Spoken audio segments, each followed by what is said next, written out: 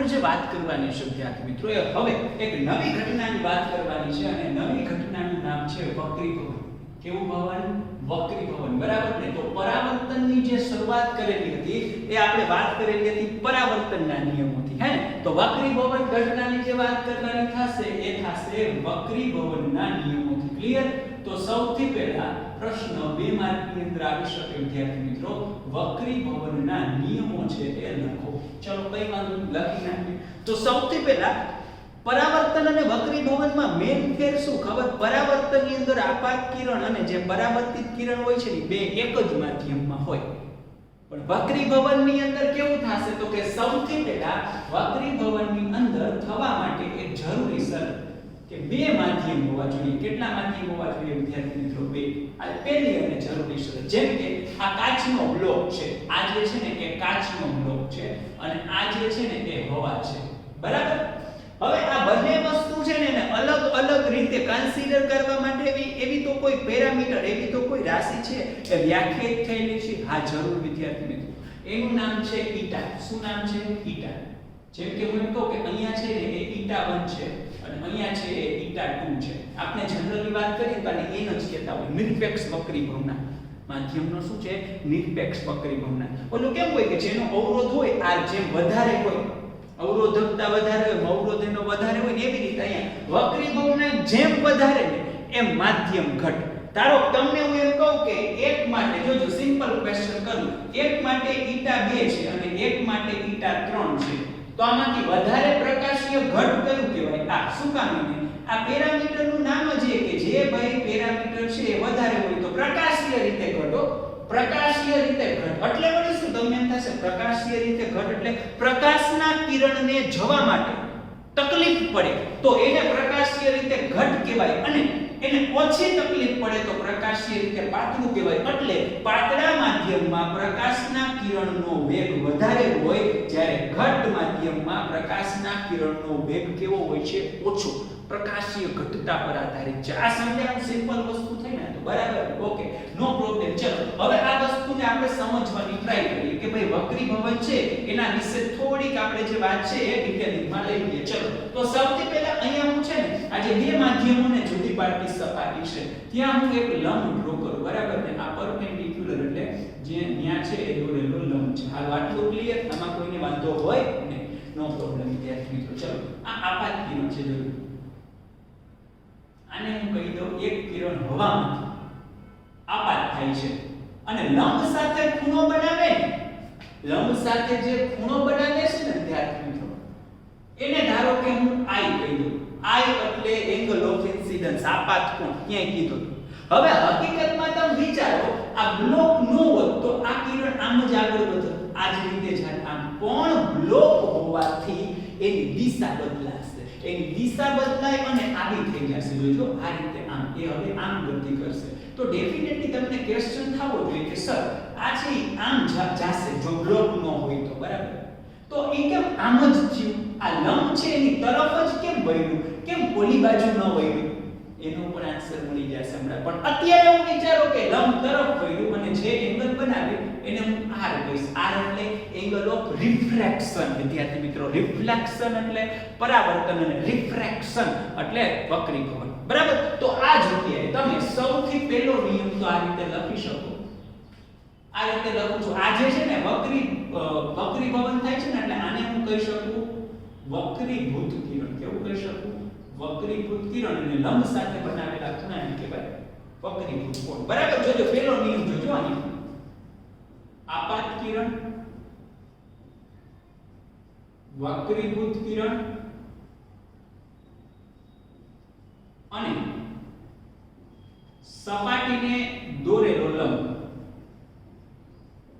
અને માધ્યમ કેવું છે ભાઈ? પારદર્શક. તે પરાવર્તક હતો, અહીંયા પારદર્શક માધ્યમ છે. સપાટીને દોરેલ લંબ એક જ સમતલમાં હોય છે. એટલે આ તો જાણે ઓના જેવો જ થયો. ક્લિયર ને?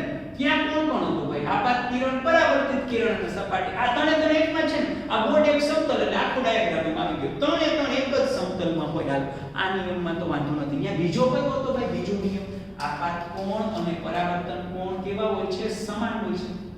પણ અહીંયા જુઓ તો આ આપાત કોણ છે અને આ વક્રીભૂત કોણ છે? બે સરખા છે કે અલગ અલગ? નાનો મોટો તો પછી બે સરખા છે કે અલગ અલગ? તો આવો નિયમ કેમ ન બનાવી નાખતા કે અહીં આપાત કોણ અને વક્રીભૂત કોણ સમાન હોતા નથી? એટલે એવું ને જો એના માટે છે ને આવી રીતે વસ્તુ વ્યાખ્યાયિત થયેલી છે. સાંભળજો, ખાસ સાંભળજો. બે માધ્યમને અલગ પાડતી સપાટી માટે, એટલે પહેલા તો વક્રીભવન તો જ થાય બે માધ્યમ એટલે અલગ પાડતી સપાટી માટે આપાત કોણના, સાંભળજો, આપાત કોણના sin નું મૂલ્ય એટલે કે એનું sin લીધે અને વક્રીભૂત કોણ ના sin નું મૂલ્ય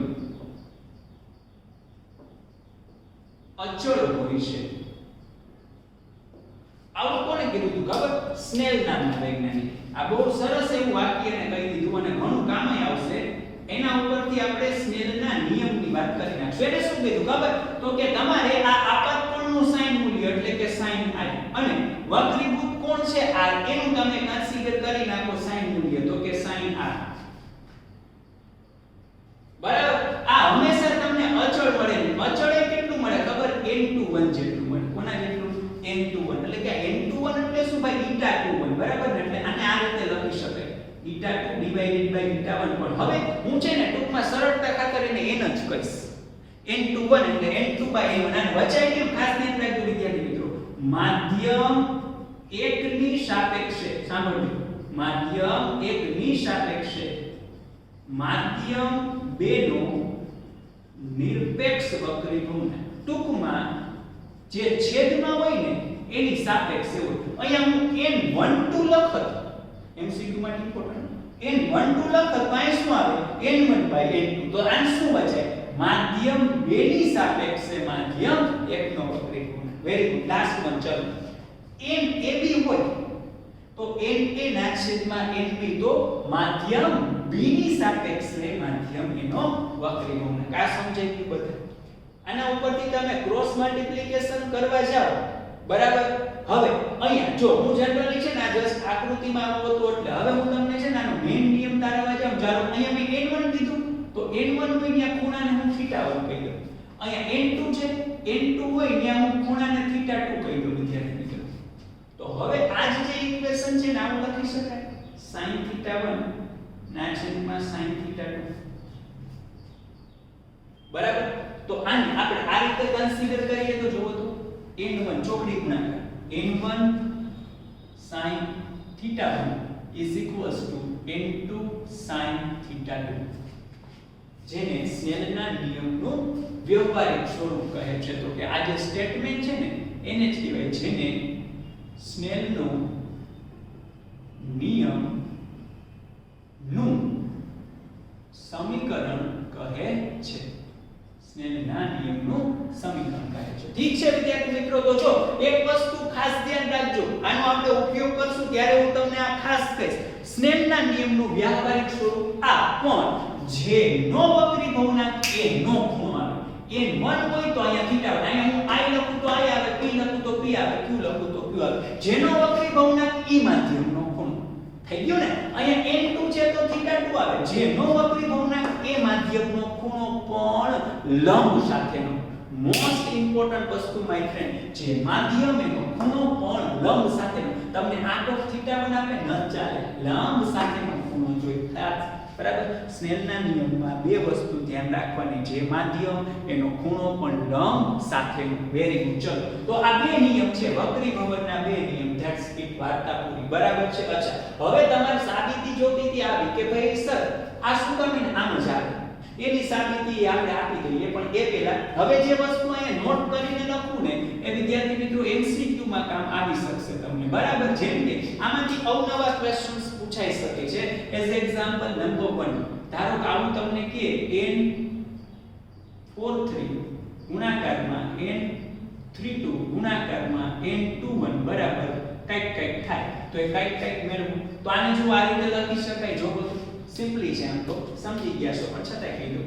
n43 એટલે n4/n3 n3/n2, અહીંયા n2/n1. હવે તમે જુઓ તો 3 3 કેન્સલ, 2 2 કેન્સલ તો વધ્યા શું તો કે n4/n1 આટલું વધ્યું હવે n4/n1 છે ને આવી રીતે લખી શકાય ને n4 વાર્તા પૂરી તો આનો શોર્ટકટ તો જો આ 3 match cancel 2 match cancel n4 જેમાં આગળ મસ્ત જવાબ અને વચાય શું પહેલા માધ્યમની સાપેક્ષે ચોથા માધ્યમનો વક્રીભવન વાર્તા પૂરી હાલ નંબર 2 તારો આવો ક્વેશ્ચન આવે જો એક મિનિટ n12 ગુણાકારમાં n21 આવે તરત શોર્ટકટ શીખવાયો નથી વાપરવા જશે તો કે અહીંયા 2 કેન્સલ તો અહીં n11 એવું લખું n11 લખું જો તાને રેગ્યુલર મેથડથી ગણી તો n1/n2 અને આને n2/n1 આ તો clear n2 cancel n1 cancel બધું ઉડી ગયું બ્રેકથી થઈ જાય થોડું નો થાય એક વધે થોડું જ કરી નાખવું છે બરાબર ને ગમે એક વધે શું વધે એક તો કોઈ દિવસ આઈ જો આવું હોય તો n11 એવું ન લખાય એકની સાપેક્ષે એકનો વક્રીભવન એ શક્ય એવું ન હોય એટલે આવું કોઈ તો એક થશે બરાબર ને ખાસ ધ્યાન રાખજો આ નંબર 2 થઈ ગયું બરાબર છે પછી નંબર 3 અને લાસ્ટ વન n12 1/n21 થાય આવું ક્વેશ્ચન પૂછો થાય હા કે ના ચલો કા ચોખ્ખી હા અથવા ચોખ્ખી ના બેમાંથી એક જવાબ આવશે તો જોવો તો આને તમે કન્સિડર કરો આપડા n12 છે આને લખે ડાબી બાજુ ના લખાય n1/n2 આ જમણી બાજુ એકના છેદમાં n21 એટલે n2/n1 તો છેદનો છેદ અંશમાં તો n1/n થઈ ગયું ડાબા બરાબર જવાબ થઈ ગયું તો હા આવું થાય બસ આ MCQs માટે ધ્યાનમાં રાખવા હવે આપણે બે અલગ વાક્યોની સાબિતી આપવાની છે વિદ્યાર્થી મિત્રો વાક્ય આવા છે મારા ખાસ સાંભળજો પ્રકાશનું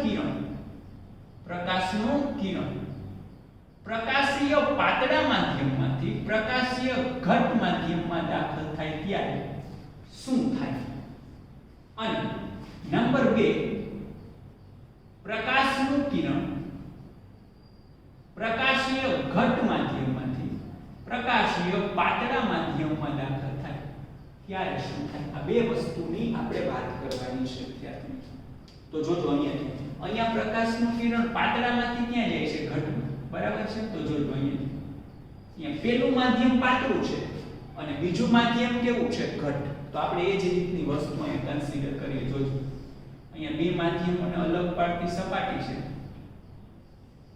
પેલું માધ્યમ છે ને એ પાતળું થઈ ગયું તમારું અને બીજું માધ્યમ છે એ ઘટ થઈ ગયું પાતળું થઈ અહીંયા સપાટી છે એને દોરેલો લંબ હાલ આટલું ક્લિયર બધા અહીંયા પ્રકાશીય ઘટ માધ્યમમાંથી પ્રકાશીય પાતળા માધ્યમમાંથી પેલું માધ્યમ કેવું ઘટ સમજો ખાસ બીજું કેવું છે પાતળું તો આ જગ્યાએ જો તમે વાત કરો તો ઘટમાંથી પાતળા માટે પેલું માધ્યમ છે ઘટ એટલે પેલું હું ઘટ માધ્યમ લઈ લઉં અને બીજું પાતળું કહી દઉં એટલે અહીંયા આપણે સપાટીને દોરેલો લંબ છે રાખીએ બરાબર આ ઘટ છે અને આ પાતળું છે હાલો અહીંયા પ્રકાશનું કિરણ કે પ્રકાશનું કિરણ ક્યાં આવ્યું ભાઈ પ્રકાશનું કિરણ ધારો હું કહું આ પાતળું છે પાતળું પાતળામાંથી જાય છે ઘટમાં હકીકતમાં જો બ્લોક છે એટલે એની દિશા બદલાશે નો વધતો એ આમ જ જાત ને આ રીતનું સીધું જાત સેમ ફટા ધારો અહીંયા જોજો આ પ્રકાશનું કિરણ છે આપાત કિરણ છે આ બ્લોક છે એટલે દિશા બદલાશે નો વધતો એ આમ સીધું જાત ને એમાં તો એને કઈ પ્રોબ્લેમ નહોતો બરાબર છે ઓકે છે હવે એ કઈ બાજુ જશે કાં તો એ આમ વળશે અને યા તો આમ વળશે અહીંયા કાં તો એ આમ વળશે અને કાં તો એ આમ વળશે એ કઈ રીતે વળે એ નક્કી કરવું હોય તો નક્કી કરી નાખીએ વિદ્યાર્થી મિત્રો જો અહીંયા આપણે પાતળાનો જે વક્રીભવનાંક છે ને એ n1 કહી દો અહીંયા ઘટનો છે ને એ n2 કહી દો અહીંયા પેલું માધ્યમ અહીંયા પેલું પાતળું હતું ને બીજું ઘટ છે અહીંયા પેલું ઘટ છે બીજું પાતળું છે તો અહીંયા આને n1 કહી દો અને આને n2 કહી દો હાલો ક્લિયર છે અહીંયા સુધી ક્લિયર હવે ડેફિનેટલી માય ફ્રેન્ડ આ જે બે માધ્યમ છે ને અલગ પાડતી સપાટી છે ને આપણે સ્નેલનો નિયમ લગાવીએ તો શું થાય તો કે n1 sin θ1 n2 sin θ2 બરાબર ને આના પરથી આ તો સાચું જ છે એ નિયમ તો લાગે છે. અહીંયા આપણે એવું કન્સિડર કરીએ તો n1 sin θ1 is equals to n2 sin θ2 પરથી. હાલ હવે સાંભળો. પહેલા અહીંયા તમે મને કહો અહીંયા n1 પાતળા છે ને n2 ઘટ છે. તો n1 અને n2 માંથી મોટા કોણ હશે?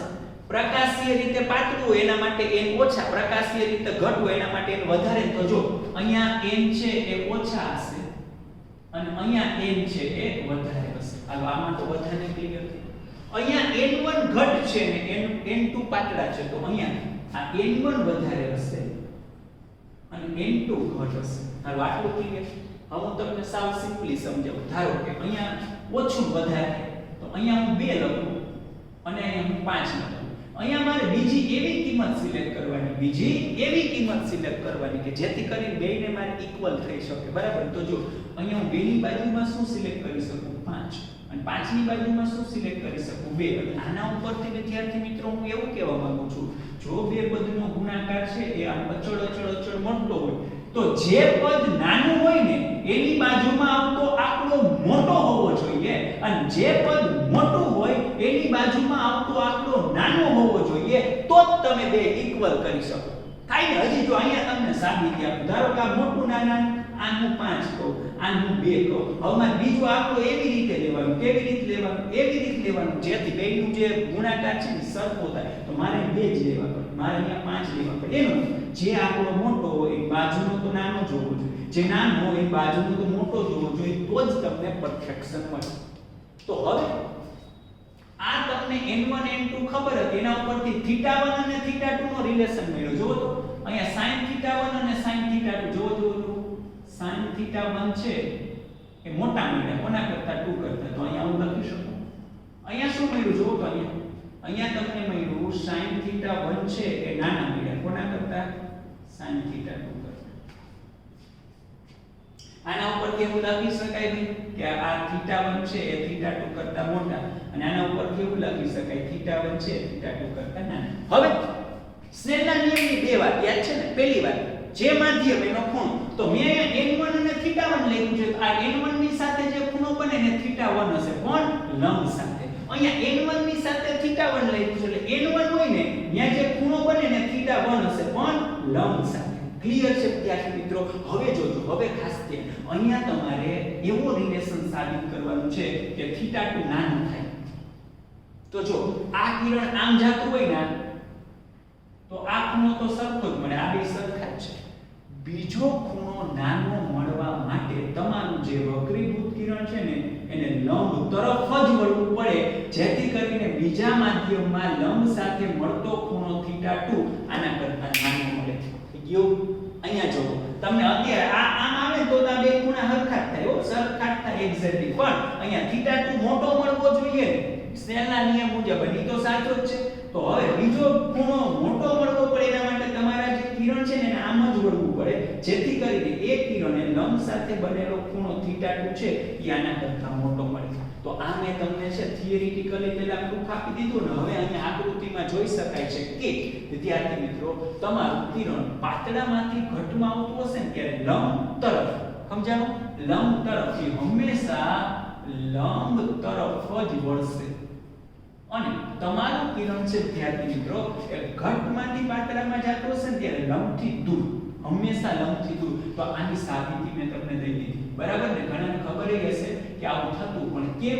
એની આ સિમ્પલ સાબિતી કે જો પાતળામાંથી ઘટમાં તો લંબ તરફ. એટલે મેં અહીંયા લીધું ભાઈ હવામાંથી કાચમાં આવે છે, તો હવા કરતા બીજા બધાયમાંથી એમ ઘટ છે ભાઈ. હવા કરતા પાણી એ ઘટ, કાચે ઘટ, ડાયમંડ એ ઘટ, જોશું બધાય. બરાબર છે? 1 by 1. પણ હવા પાતળું છે અને કાચ ઘટ છે. પાતળામાંથી ઘટમાં આવે તો જો આ જાતું તું આમ, પણ હવે આમ લંબ તરફ. તો પાતળામાંથી ઘટમાં જાય તો લંબ તરફ, અને ઘટમાંથી પાતળામાં જાય તો લંબથી દૂર. આ મેં સાબિત કરી દીધું. હવે તમે એ વસ્તુ છે એ અહીંયા ઈઝીલી સમજી શકો. તો આ આખી નોટ જ છે. આ પણ બે વસ્તુ છે ને સમજવા માટે. બરાબર છે? અહીંયા સુધીની વસ્તુ કમ્પ્લીટેડ વિદ્યાર્થી મિત્રો. બરાબર ને? અને એક લાસ્ટ વસ્તુ જો દળ ઘનતા એટલે કે ρ અને પ્રકાશીય ઘનતા એટલે કે η. ટૂંકમાં દળ ઘનતા જેમ વધારે એમ એનું દ્રવ્ય નજીક હોય. પ્રકાશીય ઘનતા વધારે એવી રીતે માં ટૂંકમાં એમ કહી શકાય કે પ્રકાશને જવા તકલીફ પડે. જનરલી જે છે ને આ એક નાની એવી અને ઇમ્પોર્ટન્ટ નોટ તમને કહી દઉં વિદ્યાર્થી મિત્રો, ઘણા લોકો છે ને આવું માની લે છે મેજર કેવું જ હોય. જેમ કે હવા અને પાણી છે, તો હવા અને પાણીની તમે દ્રવ્ય ઘનતા કમ્પેર કરો ને તોય હવા અને કાચ કન્સિડર કરો. હવા અને કાચ છે એમાંથી હવા એટલે ગેસિયસ અને કાચ એટલે ઘન, તો દ્રવ્ય ઘનતા કાચની કેવી હોય? વધારે. અને પ્રકાશીય ઘનતા ઈટા પણ કેવા છે? વધારે. મેજોરિટી ઉદાહરણમાં એવું જ જોવા મળે કે જેની દળ ઘનતા વધારે હોય ને એની પ્રકાશીય ઘનતા વધારે હોય, પણ આવું માની ન લેવાય. કારણ કે એક કેસ અપવાદે એવો મળે કે પાણીની જે દ્રવ્ય ઘનતા છે ને વિદ્યાર્થી મિત્રો એ ટર્પેન્ટાઇન કરતા વધારે છે. દ્રવ્ય જે દળ ઘનતા છે પાણીની વધારે, પણ તમે એના ઈટા સરખાવો ને એટલે કે પ્રકાશીય ઘનતા સરખાવો ને તો ટર્પેન્ટાઇન માટે છે એ ઈટા વધારે. જો તો આ બે અલગ પડે. તો આને અને આને એક પણ પ્રકારનો સંબંધ નથી કે એક વધારે હોય તો બીજું વધારે જ હોય ના, તો એવું કાંઈ નથી. એ ડિપેન્ડ્સ કરે મટીરીયલની લાક્ષણિકતા ઉપર. આ એક અપવાદ કેસે કીધી વાત. મેજોરિટી એવું છે કે આ ઓછા હોય તો ઓછા, આ વધારે હોય તો વધારે, પણ દર વખતે નહીં. જેમ કે એક અપવાદ કેસ. તો આ થિયરી 2 માર્ક્સની અને બાકી બધા જ એમસીક્યુ માં કામ લાગે ને એવું ટૂંકું અને touch very good material consider તમે કરી શકો. બધાએ નોટ પ્રોપરલી લખી લેવાની છે, સ્ક્રીનશોટ લઈ. અહીંયા સુધીની વસ્તુ ક્લિયર. આ બે વસ્તુ, આ સ્નેલનો નિયમ દરેક બિંદુ માટે કે જે બે માધ્યમોને અલગ પાડતી સપાટી ઉપર હોય એના માટે લાગુ પાડી શકાય. બરાબર? તો ડન છે વિદ્યાર્થી મિત્રો બધા. આ બહુ બેઝિક થી મેં સમજાવ્યું એટલે વાંધો ન આવે. હવે હું આમ જ બોલીશ કે ભાઈ પાતળામાંથી ઘટમાં તો લંબ તરફ, ઘટમાંથી પાતળામાં તો લંબથી દૂર. That's it. ક્લિયર છે બધાને? અહીંયા સુધી ડન છે. અહીંયા સુધી રાખીએ. મળશું નેક્સ્ટ લેક્ચરમાં. ત્યાં સુધી વિદ્યાર્થી મિત્રો બધાને Tata, bye bye, see you, thank you very much. આપણે વાત કરી રહ્યા છીએ કિરણ પ્રકાશશાસ્ત્ર ચેપ્ટરની, બરાબર? તો લાસ્ટમાં આપણે સ્નેલનો નિયમ જોઈ લીધેલો ભાઈ. સ્નેલનો નિયમ છે ને બધાને વ્યવહારિક સમીકરણ છે ખબર હોય. ક્યારે વાપરી શકાય? બે માધ્યમ હોવા જોઈએ, બે કિરણ હોવા જોઈએ અને બે ખૂણા હોવા જોઈએ. જો ક્વેશ્ચન છે તમે રીડ કરજો, ઈઝીલી સમજાઈ જશે. પણ મેઈન વસ્તુ છે ને કે અહીંયા છે. સૌથી પહેલા અહીંયા ધ્યાન આપો. ટોટલ આપણે 3 કેસ સોલ્વ કરવાના છે મિત્રો. નંબર 1, નંબર 2 અને નંબર 3. અચ્છા, હવે જોજો ત્રણેયની અંદર સેમ વસ્તુ છે. આ બિંદુ આગળ સ્નેલના નિયમ મુજબ, એટલે સૌથી પહેલા તો તમારા ટાઇટલ થશે વિદ્યાર્થી મિત્રો સ્નેલના નિયમ પરથી ઢીંચક અને ઢીંચક. તો અહીંયા તમે લખી શકો છો તો n1 sin θ1 n2 sin θ2. બરાબર? આ એવી રીતે અહીંયા ત્રણે એક આરે કરીએ એટલે ફીલિંગ ઓસમ. જો અહીંયા પણ સ્નેલના નિયમ પરથી. ઓકે, ચલો. અને વળી પાછું ઢીંચક અને ઢીંચક. ચલો, બરાબર? એટલે આ નથી, આના ઉપરથી આપણે આગળ વધવાનું છે. આ મેઈન વસ્તુ છે. તો કે એનું મેઈન સ્વરૂપ છે જે આપણે જોઈ ગયા. એની બે શરત કીધી હતી, મને મગજમાં યાદ કરી રાખો. ચલો, કઈ કીધી હતી? ત્યાં હું આ થર્ડ છે એ કમ્પ્લીટ કરું. કયું? તો કે સ્નેલના નિયમ પરથી. અગેન વિદ્યાર્થી મિત્રો ઇક્વેશન આવશે n1 sin θ1 n2 sin θ2. આ છે. અચ્છા, હવે મેં બે શરત કઈ કીધી હતી વિદ્યાર્થી મિત્રો? બે શરત પૈકી પહેલી શરત એવી હતી કે બંને માધ્યમ, જે માધ્યમનો વક્રી ભવનાંક એ માધ્યમનો ખૂણો. આ પહેલી શરત હતી. બરાબર? અચ્છા, હવે અત્યારે તમે નક્કી કરો આમાંથી પ્રકાશનું કિરણ ક્યાંથી ક્યાં આવે છે? તો કે હવામાંથી કાચમાં. તો ધારો કે આને હું 1 નંબર કહી દઉં અને આને હું 2 નંબર કહી દઉં. બરાબર છે? તો જો આપણે n1 એટલે આ વિભાગ લેવાનો. તો n1 એટલે અહીંયા હું શું લખી શકું? n હવા. એમાં ખૂણો કયો છે? 60. અને મેં કીધું હતું ખૂણો હંમેશા લંબ સાથેનો. તો આ જો 60 છે એ લંબ સાથેનો છે. આ વખત તો તકલીફ પડે, આ તો લંબ સાથે છે. તો અહીંયા આવશે sin 60. અચ્છા, હવે n2 એટલે અહીંયા આવશે વિદ્યાર્થી મિત્રો n કાચ.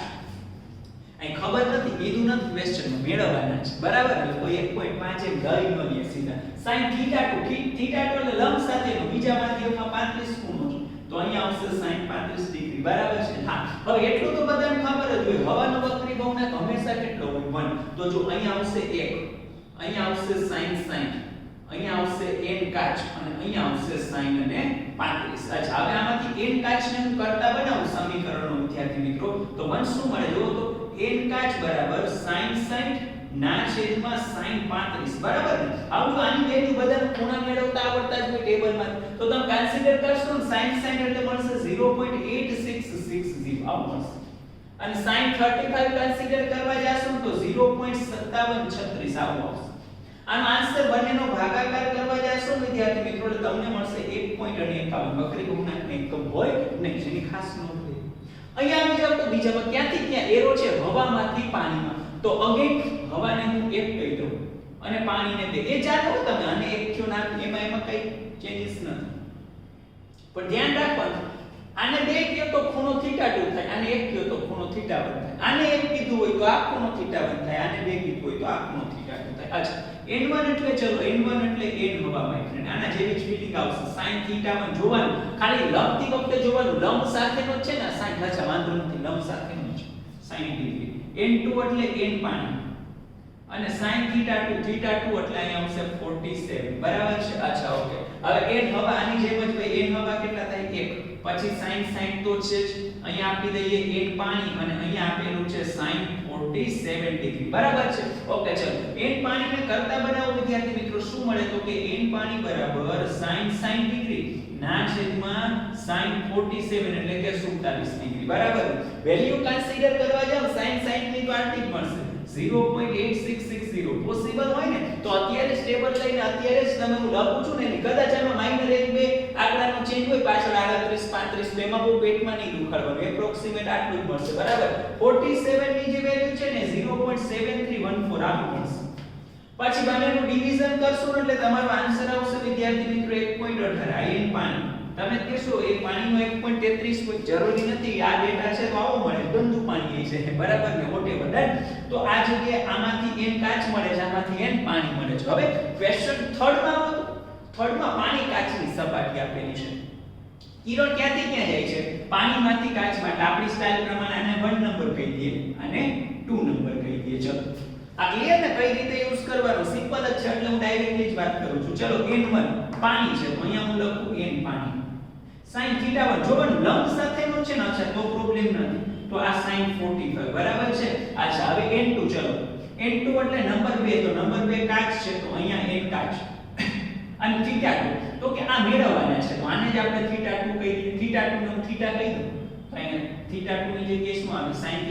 ચલો મેળવવાના છે ને કરતા બનાવો સમીકરણો તો આ n પાણી પછી જાણે sin 45 ડિગ્રી ના છેદમાં શું આવશે n કાચ બરાબર ચલો વેલ્યુ પ્લેસ કરો તો n પાણી એટલે મળે છે 1.8 ગુણાકાર n કાચ કેટલા મળે છે તો કે 1.51 આ 1.51 અને આની વેલ્યુ છે 0.7042 મળશે આ sin 45 છે આ બધાનો ગુણાકાર ભાગાકાર કરશો ને વિદ્યાર્થી મિત્રો એટલે તમને પ્રોપર વેલ્યુ મળશે ચલો કરો જી અત્યારે જ કરી લો શું મળે તો કે નિયર અબાઉટ આટલું મળશે 0.5546 આટલું મળશે હવે આ ઊંધું બરાબર અત્યાર સુધી ખૂણામાંથી કિંમત જોતા હતા તો આ બાજુ sin ખબર જ હોય ને આ બાજુ તો sin ઇન્વર્સ તો 0.55 અને 46 તો હવે વેલ્યુ ઉપરથી ખૂણો તો આ વેલ્યુ ઉપરથી ખૂણો કન્સિડર કરશો એટલે નિયર અબાઉટ 36 પોઈન્ટ સમથિંગ આવશે 36.6 ડિગ્રી જેવો ખૂણો આવશે બરાબર નાના છે એ થોડુંક આગળ પાછળ મળે તો એમાં બહુ ટેન્શન લેવાનું નહીં 36 પોઈન્ટ સમથિંગ મળવા જોઈએ અચ્છા તો આ થઈ ગયો આપણો સ્વાધ્યાયનો ચોથો દાખલો કે જેની અંદર આપણે 3 વખત સ્નેલનો નિયમ વાપરી અને ત્રીજી વસ્તુની અંદર આપેલો અનનોન ડેટા છે એ મેળવવાનો હતો વિદ્યાર્થી મિત્રો તો આ ક્લિયર થાય છે બધાને કેટલામો તો ભાઈ આ સમ છે તો કે આ સમ છે સ્વાધ્યાયનો 9 અને 4 ડન એક વખત સ્ક્રીનશોટ લઈ લો છો પરફેક્ટ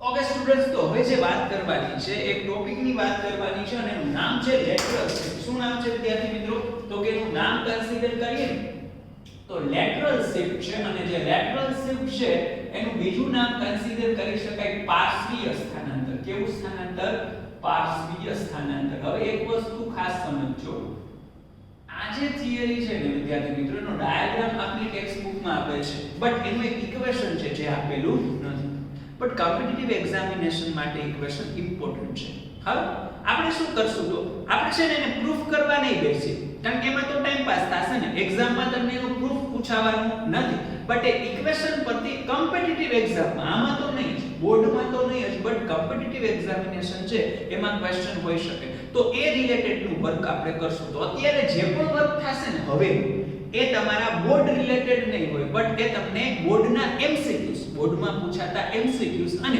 કોમ્પિટિટિવ એક્ઝામિનેશનના એમસીક્યુ રિલેટેડ હશે એટલે એ રીતે ધ્યાનમાં લેવું. બરાબર, થિયરીમાં પોઈન્ટ વાઇઝ જવાનું છે એ રીતનું હશે નહીં બટ ડાયાગ્રામ ધ્યાનમાં રાખો. બરાબર ને, લેટરલ શિફ્ટનો. ચલો તો શરૂઆત કરીએ કે લેટરલ શિફ્ટ એટલે શું. હવે એ સમજવા માટે વિદ્યાર્થી મિત્રો તમારું પહેલા તો બધાનું ખાસ અહીંયા ધ્યાન, અને એ આપણે જે લેટરલ શિફ્ટ વાળી થિયરી છે ને એ સ્ટાર્ટ છે એ કાચના સ્લેબ થી કરી કે કાચનો લંઘન છે. આ કાચ છે, કેનો બનેલો છે વિદ્યાર્થી મિત્રો? તો કે કાચનો બનેલો છે. આટલું. હવે આજુબાજુ શું હોય? કઈ ન હોય એટલે હવા. હવા, બરાબર ને? તો અહીંયા હશે હવા. ઓકે, નો પ્રોબ્લેમ છે. હવે તમે મને કહો હવા અને કાચમાંથી કયું માધ્યમ પાતળું ને કયું માધ્યમ ઘટ? Very good. હવે તો ક્લિયર જ હોય ને ભાઈ, આ હવા છે એ ડેફિનેટલી કેવું માધ્યમ થશે? તો કે એ પાતળું માધ્યમ થશે વિદ્યાર્થી મિત્રો, અને કાચ છે ને એ ઘટ માધ્યમ થશે. અચ્છા, ઓકે. હવે અહીંયા ધારો કે હું એક વસ્તુ કન્સિડર કરું છું, ઢીંચક અને ઢીંચક એટલે થઈ ગયું સપાટીને દોરેલો લંબ. જોજો પહેલા પહેલી સપાટી એટલે કે આ જે સપાટી છે ને એ બે માધ્યમને અલગ પાડે છે. એક માધ્યમ હવા છે ને એક કેવું છે? તો કે કાચ, એટલે કે પાતળું અને ઘટ. હવે તો વિદ્યાર્થી મિત્રો કન્સિડર કરો કે અહીંયા કોઈ આપાત કિરણ આવે છે. સમજવાની ખાસ ટ્રાય કરજો ને વિદ્યાર્થી મિત્રો. અહીંયા છે કોઈ આપાત કિરણ, એક આપાત બિંદુએ આપાત થાય છે. આપાત કિરણ આપાત થયું અને એ લંબ સાથે θ1 ખૂણો બનાવે એટલે એનો આપાત કોણ કેટલો થયો જાણે? θ1 થઈ. બીજું કોઈ કાઈ ન જોવે, બધું આવશે 1 by 1. પહેલા આકૃતિ ખાસ સમજો. અચ્છા, હવે મને કહો આ પ્રકાશનું કિરણ ક્યાંથી ક્યાં આવે છે? તો કે ઉપરથી નીચે. એમ નહીં રહ્યા, પાતળામાંથી ઘટમાં, ઘટમાંથી પાતળામાં, પાતળામાંથી ઘટ. અને આપણે સાબિત કરી ગયા ભાઈ પાતળામાંથી ઘટમાં હોય તો એ ક્યાં બાજુ વળશે? યસ માય ફ્રેન્ડ, નમ તરફ ને. તો હકીકતમાં વિચારો એ વળતું ન હોત. ધારો કે વળતું નથી, વળતું શું કામ એમ પડે છે? તો કે ઓલો લંઘન આવ્યો ને કાચનો સ્લેબ આવ્યો ને એટલે હવે સપોઝ નથી તો એ જે કાચ જે પ્રકાશનું કિરણ છે એ તો એનો મૂળ માર્ગ તો જાળવી જ રાખશે ને ભાઈ, એટલે એને તો આમ જ જાવું હતું પણ એને વળવાની જરૂર શું કામ એને પડે છે? Due to that glass slab. બરાબર. અને એ અહીંયા આ જે સપાટી છે ને ક્યાંથી ક્યાં? તો કે પાતળામાંથી ઘટમાં, એટલે મારી ફ્રેન્ડ લંબ તરફ પડશે. એટલે ધારો જો આ લંબ તરફ પડ્યું ને આમ આવ્યું અને આ જે ખૂણો બનાવવાની સાથે વક્રીભૂત કોણે ધારો કે θ2 છે. બરાબર છે? આટલું ક્લિયર. ના જે પણ ગ્લાસ સ્લેબ એટલે કે કાચનો લંઘન આપેલો છે એની જાડાઈ છોટું t છે, થિકનેસ. હાલો, હવે આ સપાટી માટે આ આપાત કિરણ કહેવાય, આ વક્રીભૂત કિરણ કહેવાય. બરાબર ને? હવે ધારો કે બીજી સપાટી ઉપર આપાત થાય છે વિદ્યાર્થી મિત્રો, તો અહીંયા વળી પાછું હું શું કન્સિડર કરું? તો કે સપાટીને દોરેલો લંબ. બરાબર. હવે ખાસ સમજવું એક અગત્યનો પોઈન્ટ સમજાવવાનો છે મારે. હો ને? હવે અહીંયા ધારો કે હું આની નીચે એક્ઝેક્ટલી આ જે તમારો કાચ છે ને એની નીચે એક્ઝેક્ટલી એક પેટી બનાવી દઉં અને પેટીની અંદર હું પાણી ભરી દઉં. શું ભરી દઉં? પાણી. કેટલે પાણી? તો કે અહીંયા સુધી પાણી. બરાબર. અચ્છા, આ જે પાણી ભરેલું છે ભાઈ એ કાચની સાપેક્ષે ઘટ કહેવાય કે પાતળું? તમે ઓફિશિયલી વિચારો તો કાચનો વક્રી ભવનાંક 1.5 હોય અને પાણી છે એનો વક્રી ભવનાંક છે 1. ને કેટલો હોય? 33. તો 1.33 ઓછા છે ને એટલે હકીકતમાં કાચ કરતા તો પાણી કેવું જ કહેવાય? પાતળું. હમણાં કે સર આ લેક્ચરમાં આપણે એક સમજો એમાં તો 1.18 મળેલો તો ભાઈ ડિફરન્ટ એંગલ ઉપર ડિપેન્ડ કરે છે અથવા તો કઈ રીતનું પાણી લીધેલું છે એના ઉપર આધારિત. પણ કંઈ ન કીધું હોય તો બાય ડિફોલ્ટ તો કેટલું જ આપણે કન્સિડર કરીએ 1.33 ના નામે 1.18 હોય કે 1.33 વોટેવર. આપણો પોઈન્ટ એ છે કાચ અને પાણીમાંથી ઘટ કોણ? પ્રકાશીય રીતે. તો પ્રકાશીય રીતે કાચ જ ઘટ છે. તો અહીંયા તમે વિદ્યાર્થી મિત્રો કન્સિડર કરશો તો ઘટમાં પાતળા. તો આ સપાટી માટે આ કિરણ કેવું થઈ જાય? આપાત થઈ જાય. તો આ સપાટીનું વક્રીભૂત કિરણ છે અહીંયા મળે એ ક્યાં હશે? ઘટમાંથી પાતળામાં. તો લંબથી દૂર. અને જો એ લંબથી દૂર જતું હોય તો આમ જાય કે પછી આમ જાય? ડેફિનેટલી આમ જાય. અને જો એ આમ જતું હોય તો ધારો કે આવી રીતે આમ ગયું. આ જે છે એ કિરણ તમને મળી ગઈ. બરાબર ને? લંબથી દૂર. તમને કહો તો આ બંને તમે જોવો છે આ બંને એકબીજાને સમાંતર દેખાય છે? સમાંતર. ઘણા કહેશે આ નથી ભાઈ. જો સમાંતર એટલે એક્ઝેક્ટલી આમ હોવા જોઈએ પણ આ બંને એકબીજાને સમાંતર નથી. એવો પ્રશ્ન થાય કે સર હાલો આમાં તો નો ડાઉટ નો મળ્યા. એવો એક કોઈ કેસ છે કે જેમાં મળે? હા મળે. જો મેં અહીંયા પાણી લીધેલું હોત નહીં તો આજુબાજુ આજુબાજુમાં શું હોત વિદ્યાર્થી મિત્રો? તો કે આજુબાજુમાં હવા જ હોત અને હવા છે એ કાચની સાપેક્ષે તો કેવું માધ્યમ છે વિદ્યાર્થી મિત્રો? પાતળું જ છે. તો કે ફેર શું પડશે?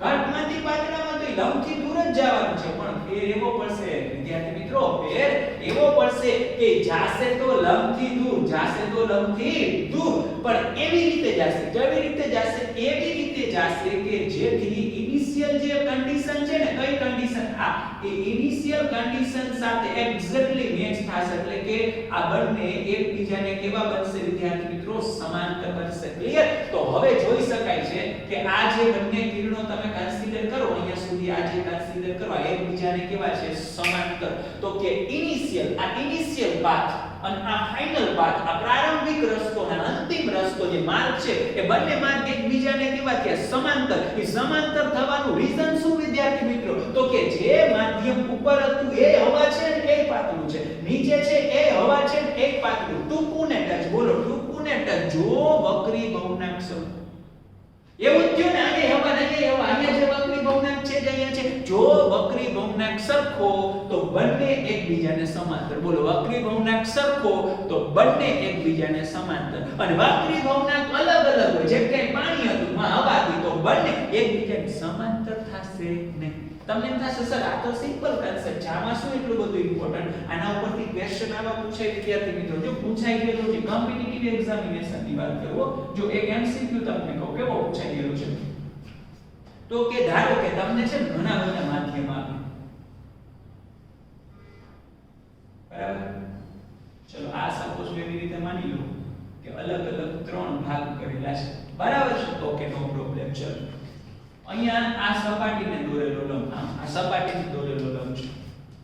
અહીંયા પ્રકાશનું કિરણ આમ જાય છે, જોઈ આમ, બરાબર? અહીંથી એન્ટર થયું, પછી બીજા માધ્યમમાં કંઈક આમ ગતિ કરે છે વળી, બરાબર? આવી રીતે આમ.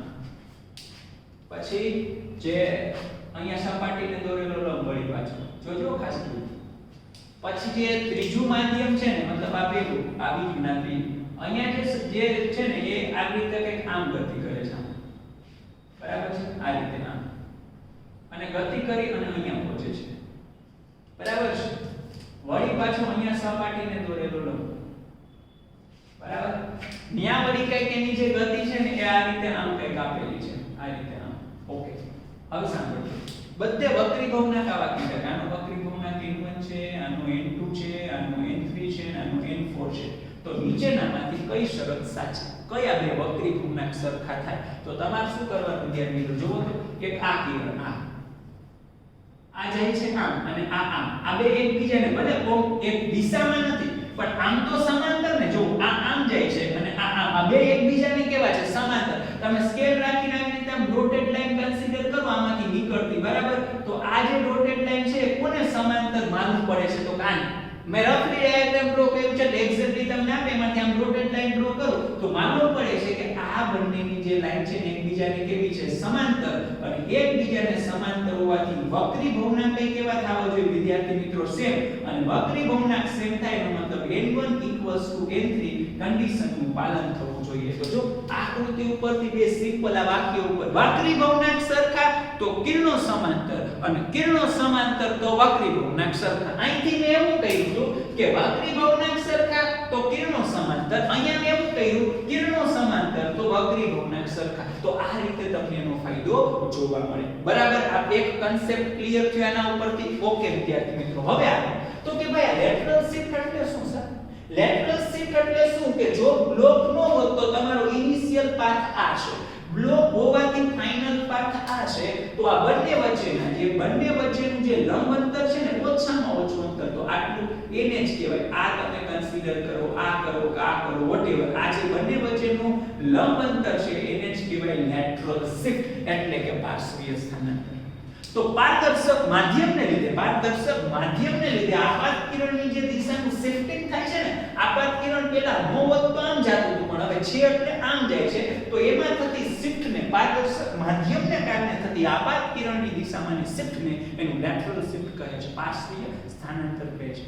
એનું ઇક્વેશન પ્રૂવ કરવામાં ટાઈમ નહીં બગાડીએ વિદ્યાર્થી મિત્રો, યાદ રાખી લેજો. x b sin sin theta 1 minus theta 2 by cos theta 2 whole into x is equals to t sin theta 1 minus theta 2 by cos theta 2 clear t એટલે જે બ્લોક છે ની જાડે theta 1 એટલે આપાત કોણ લંબ સાથેનો ખૂણો ક્લિયર ને આ લંબ સાથેનો ખૂણો છે theta 2 એટલે વક્રીભૂત કોણ આ લંબ સાથેનો ખૂણો છે ક્લિયર છે અચ્છા હવે તમને એ ખબર હોવી જોઈએ જો મારે n1 n2 કેવા હોય તો અહીં મેં ખૂણો theta 1 કીધો તો મારે સ્નેલનો નિયમ લેવો હોય તો મારે આનો વક્રી ભગ્નાંક n1 જ લેવો પડે ક્લિયર અહીં મેં ખૂણો theta 2 લીધો એટલે આનો વક્રી ભગ્નાંક મારે n2 જ કહેવો પડે કારણ કે જે ખૂણો એ જ માધ્યમનો વક્રી ભગ્નાંક આવે પહેલા માધ્યમનો ખૂણો તો પહેલું માધ્યમ બીજા માધ્યમનો ખૂણો તો બીજું માધ્યમ અહીંયા સુધી દાખલ છે બરાબર છે અચ્છા હવે એક સ્પેશિયલ કન્ડિશન માટે સાંભળો એક સ્પેશિયલ કન્ડિશન માટે ઇક્વેશન મેળવવું હોય તો ઇક્વેશન હવે હું મેળવતા પહેલા એક ચોખવટ કરી દઉં આ ઇક્વેશન દરેક ખૂણાઓ માટે સાચું આ ઇક્વેશન છે એ દરેક ખૂણા માટે સાચું છે ખૂણો મોટો હોય તોય ભલે અને નાનો હોય તોય ભલે પણ ધારો કે જો અહીં જેટલા પણ ખૂણાઓ છે થીટા 1 કયો કે થીટા 2 કયો ખૂણાઓ એ નાના હોય તો હવે આપણે એક સ્ટેટમેન્ટ તો જોઈ ગયા હતા વિદ્યાર્થી મિત્રો કે ખૂણા નાના હોય ને તો sin θ near about tan θ near about θ થાય એની મેં સાબિતી તમને દીધી હતી કે સ્ટાર્ટિંગ ના એંગલ્સ છે એની વેલ્યુ સેમ હશે છતાં પણ આપણે હજી એક વખત સમજી લઈએ આ કન્સેપ્ટ તમને દરેક ચેપ્ટર માં કામ લાગશે જોજો sin 0 કેટલા થાય મને કહો તો 0 થાય છે tan 0 કેટલા થાય 0 થાય વેરી ગુડ પછી cos 0 કેટલા થાય તો કે cos 0 1 થાય બરાબર તો આ જગ્યાએ આપણે એવું કન્સિડર કરી શકીએ વિદ્યાર્થી મિત્રો કે ધારો કે હું અહીંયા sin 0 ની જગ્યાએ 0.02 લઉં તો મને આનો આન્સર 0.02 જેવો જ મળે છે આવું થાશે તમે કદાચ ટ્રાય કરો અહીંયા tan 0 છે ને હું 0.02 લઉં ને તો આનો આન્સર મને નિયર અબાઉટ 0.02 જ મળે છે પણ હું cos ની અંદર વિદ્યાર્થી મિત્રો 0.02 લેવા જઈશ ને તો આનો આન્સર મને કંઈક આવું મળશે 0.98999999 સમથિંગ કેમ આવું હવે તમે મેળવવાનું નથી એમનો મત સમજો ને યાર આ sin 0 તો કિંમત 0 sin tan 0 તો કિંમત 0 મતલબ અહીંયા જેમ ખૂણો ઘટતો જાય એમ કિંમત 0 ની નજીક મળે કિંમત કોની નજીક મળે 0 ની નજીક પણ અહીંયા જેમ ખૂણો ઘટતો જાય એમ કિંમત વધતી જાય છે ને કારણ કે cos 0 કેટલા થાય 1 તો અહીંયા જેમ ખૂણો નાનો હોય ને એમ જવાબ 1 ની નજીક આવે અહીંયા જેમ ખૂણો નાનો હોય ને એમ જવાબ 0 ની નજીક આવે સમજાણું તો અહીંયા 0.02 એટલે નાનો ખૂણો ને તો જવાબ 0 ની નજીક આવે 0.02 એટલે નાનો ખૂણો જવાબ 0 ની નજીક આવે આ 0.02 નાનો ખૂણો પણ જવાબ 1 ની નજીક આવે એનો મતલબ ટૂંકું ને ટચ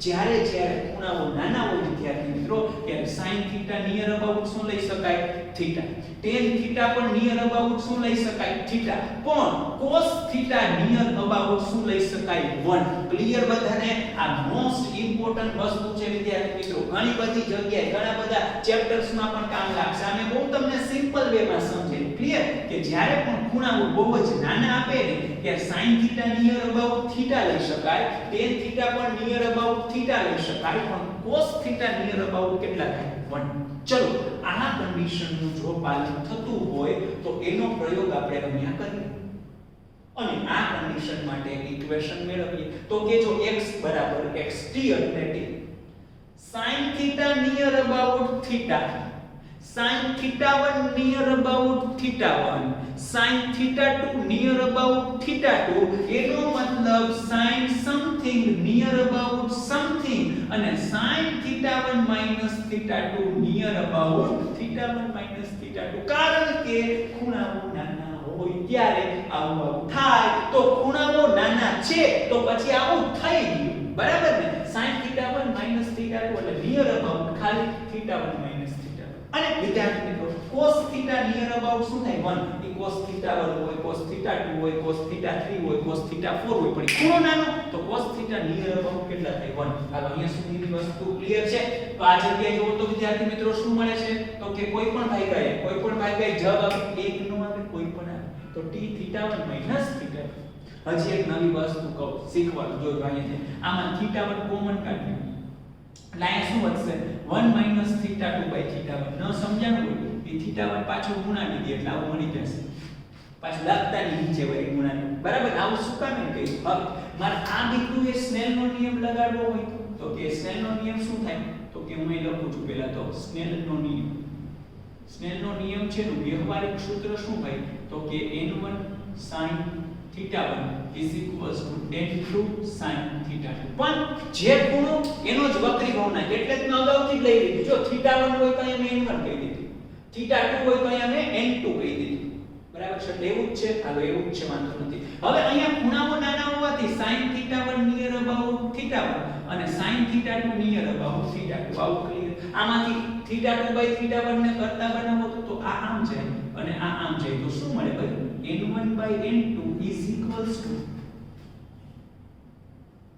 θ2/θ1 તો જોઈ શકાય છે 1 to 2 1 to 2 એટલે બંને વચ્ચેનો સંબંધ સમપ્રમાણતા કે વ્યસ્ત પ્રમાણતાનો ભાઈ વ્યસ્ત પ્રમાણતાનો અમે તમને અત્યારે કહી દીધું હવે ધ્યાન રાખજો θ અને n વચ્ચેનો સંબંધ કેવો છે વ્યસ્ત પ્રમાણતાનો છે તો એ વસ્તુ જો આપણે અહીંયા યુઝ કરવા જઈએ ભાઈ તો x pθ1 બરાબર 1 માઈનસ અહીંયા θ2/θ1 ની જગ્યાએ હું શું લખી શકું n1/n2 લખી શકું તો આ જે ઇક્વેશન છે વિદ્યાર્થી મિત્રો એ મળી ગયું એ લેટરલ શિફ્ટ નું છે પણ યાદ રાખજો ભાઈ આ દરેક ખૂણા માટે અને આ ખાલી નાના ખૂણા માટે તો તમને ડેફિનેટલી પ્રશ્ન થવો જોઈએ સર આ બધા માટે લાગુ પડે છે તો આની જરૂર શું છે ભાઈ ઘણી વખત કોમ્પિટિટિવ એક્ઝામમાં ડાયરેક્ટલી ક્વેશ્ચન કે આ શરત માટે આ શરત એટલે જ્યારે લેટરલ શિફ્ટ ની ઘટના મતલબ લેટરલ શિફ્ટ મેળવતી વખતે ખૂણાઓ જો નાના લેવામાં આવે તો નીચેનામાંથી કયું ઇક્વેશન સાચું છે તો એક તો તમને ન્યામ ઉપયોગી બને બીજી વસ્તુ આ કામનું પણ છે કઈ રીતે ધારો કે તમે ખૂણાઓ નાના આપેલા છે સમજો ખૂણાઓ નાના આપેલા છે એ કેસમાં તમને n1 ખબર છે n2 ખબર છે અને θ1 આ ત્રણ વસ્તુ ખબર છે કઈ વસ્તુ ખબર છે ફરીથી n1 ખબર છે n2 ખબર છે અને θ1 ખબર છે અને તમારે x મેળવવાનું છે તો આ ઇક્વેશનમાં આવો તો કે અને t પણ ખબર છે જે જાણે છે તો t ખબર છે θ1 ખબર છે પણ θ2 ખબર નથી એટલે તમારે શું કરવું પડે આ ઇક્વેશન વાપરો તો પહેલા સ્નેલનો નિયમ લગાડવો પડે n1 sin θ1 n2 sin θ2 પછી n1 ખબર છે n2 ખબર છે θ1 ખબર છે એટલે પહેલા θ2 મળે એ θ2 મળે એને તમે અહીંયા મૂકો પછી તમને x મળે પણ જો કદાચ તમને ડાયરેક્ટલી આ ઇક્વેશન ખબર હોય અને નાના ખૂણાઓ આપેલા હોય નાના ખૂણાઓ એટલે સિંગલ ડિજિટ નો માય ફ્રેન્ડ 2 ડિગ્રી 3 ડિગ્રી એવું હોય ત્યારે બાકી નહીં હા તો નાના ખૂણાઓ આપેલા હોય અને તમે આ ઇક્વેશનને યાદ કરો તો જો આ ઇક્વેશનમાં એક t છે એક θ1 છે એક n1 છે ને એક n2 છે તો આનો આ જ ડેટા અહીંયા યુઝ કરવા જાવ તો બે સ્ટેપ થાય પહેલા θ2 મેળવવાના પછી મૂકો પછી જવાબ આવે અને આ ઇક્વેશનમાં બધી વેલ્યુ મૂકો એક જ ઝટકમાં જવાબ આવી જશે ક્લિયર મતલબ ટૂંકમાં આ જે ઇક્વેશન છે ને એના કોઈ પણ સમ છે ને લેન્થ નાની થઈ શકે એટલે ટૂંકમાં પર્ટિક્યુલર કન્ડિશન માટે જ ઉપયોગી છે પણ પર્ટિક્યુલર કન્ડિશન માટે ફાયદાકારક ખરું ક્લિયર તો આનો મેં ફાયદો પણ કહી દીધો અને કોમ્પિટિટિવ જે એક્ઝામિનેશન છે એની અંદર પણ આનો ઉપયોગ છે એની ચર્ચા કરી લીધી બરાબર અહીંયા સુધી ક્લિયર છે બધાને તો લેટરલ શિફ્ટના ઇક્વેશન્સ છે ધ્યાન રાખવા ખાસ તો મિત્ર આ ઇક્વેશન યાદ રાખવું કોમ્પિટિટિવ એક્ઝામિનેશન માટે અને બોર્ડમાં પૂછાતા એમસીક્યુ માટે પણ પૂછી શકાય આ તો તમે મેળવી શકો આ ક્લિયર નથી ખૂણાઓ નાના હોય તો sin θ near about θ tan θ near about θ અને cos θ near about 1 very good અહીંથી કયો કોન્સેપ્ટ ક્લિયર થાય છે માય ફ્રેન્ડ બધાનો કે જો બે કિરણો સમાંતર હોય તો વક્રી ભવનાંક સરખા હોય અને વક્રી ભવનાંક સરખા હોય તો બે કિરણો સમાંતર તો અહીંયા સુધી રાખીએ છીએ મળશું નેક્સ્ટ એપિસોડમાં ત્યાં સુધી R K sir tata bye bye see you thank you very much hello વિદ્યાર્થી મિત્રો સ્વાગત છે આપનું આ વિડિયોની અંદર અને આપણે વાત કરી રહ્યા છીએ ચેપ્ટર નંબર 9 ફિઝિક્સ કિરણ પ્રકાશશાસ્ત્ર તો આજે આપણે એક ઇમ્પોર્ટન્ટ અને ઇન્ટરેસ્ટિંગ એવા ટોપિકમાં આગળ વધવાનું છે તો તમને હું પહેલા છે ને પ્રેક્ટિકલ સ્થિતિ વિશે થોડીક નાની એવી વાત કરી દઉં તમે બધાએ આવું અનુભવેલું હશે જોજો આપણે જે વસ્તુ તમે અનુભવેલી છે ને એનું ઇક્વેશન મેળવવા જઈ રહ્યા છીએ વિદ્યાર્થી મિત્રો કેવી વસ્તુ તો કે તમે છે એક ડોલ છે બકેટ એ બકેટ ખાલી છે અને તમે એનું તળિયું જુઓ એટલે થોડું ઊંડું દેખાય. હવે એ જે બકેટ છે, જે ડોલ છે, એની અંદર પાણી ભરી ગયું વિદ્યાર્થી મિત્રો, એટલે પાણી ભરેલું હશે ને એટલે શું થશે ખબર? તો કે પાણી ભરેલું હશે એટલે તમને તળિયું હોય એના કરતા થોડુંક ક્યાં આવેલું જણાશે? ઉપર આવેલું જણાશે. તો એ તળિયામાં જે શિફ્ટિંગ થાય છે ને કે થોડુંક નીચે હોય થોડુંક ઉપર આવી જાય, તો તમારે એવું જાણવું હોય તો કે જે ડોલ છે એમાં ધારો કે હું પાણી ભરું, પછી તળિયું ઉપર આવે છે, થોડુંક દેખાય છે. કેરોસીન ભરું, બરાબર, ભરતા નહીં પણ વાત છે, તોય તળિયું ઉપર આવે. પેટ્રોલ ભરીએ તોય તળિયું થોડુંક ઉપર દેખાય. તો કેમાં તળિયું સૌથી વધારે ઉપર દેખાશે ને કેટલું ઉપર આવશે એ જાણવું હોય તો એક સરસ મજાનું ઇક્વેશન છે, એના ઉપરથી જાણી શકાય. પણ પહેલા એ ઇક્વેશન મેળવીએ અને એ ઇક્વેશન મેળવતા પહેલા પણ તળિયું શું કામ એને ઉપર દેખાય છે ને એની વાત કરીએ. તો બધાનું ધ્યાન અહીંયા હોવું જોઈએ. થિયરીનું ટાઇટલ છે આભાસી ઊંડાઈ અને સાચી ઊંડાઈ. પછી અહીંયા જમ્પ કરશું એ પછી તમને આઈડિયા આવી જશે કે ઊંચાઈ શું કામ એને કીધેલું છે.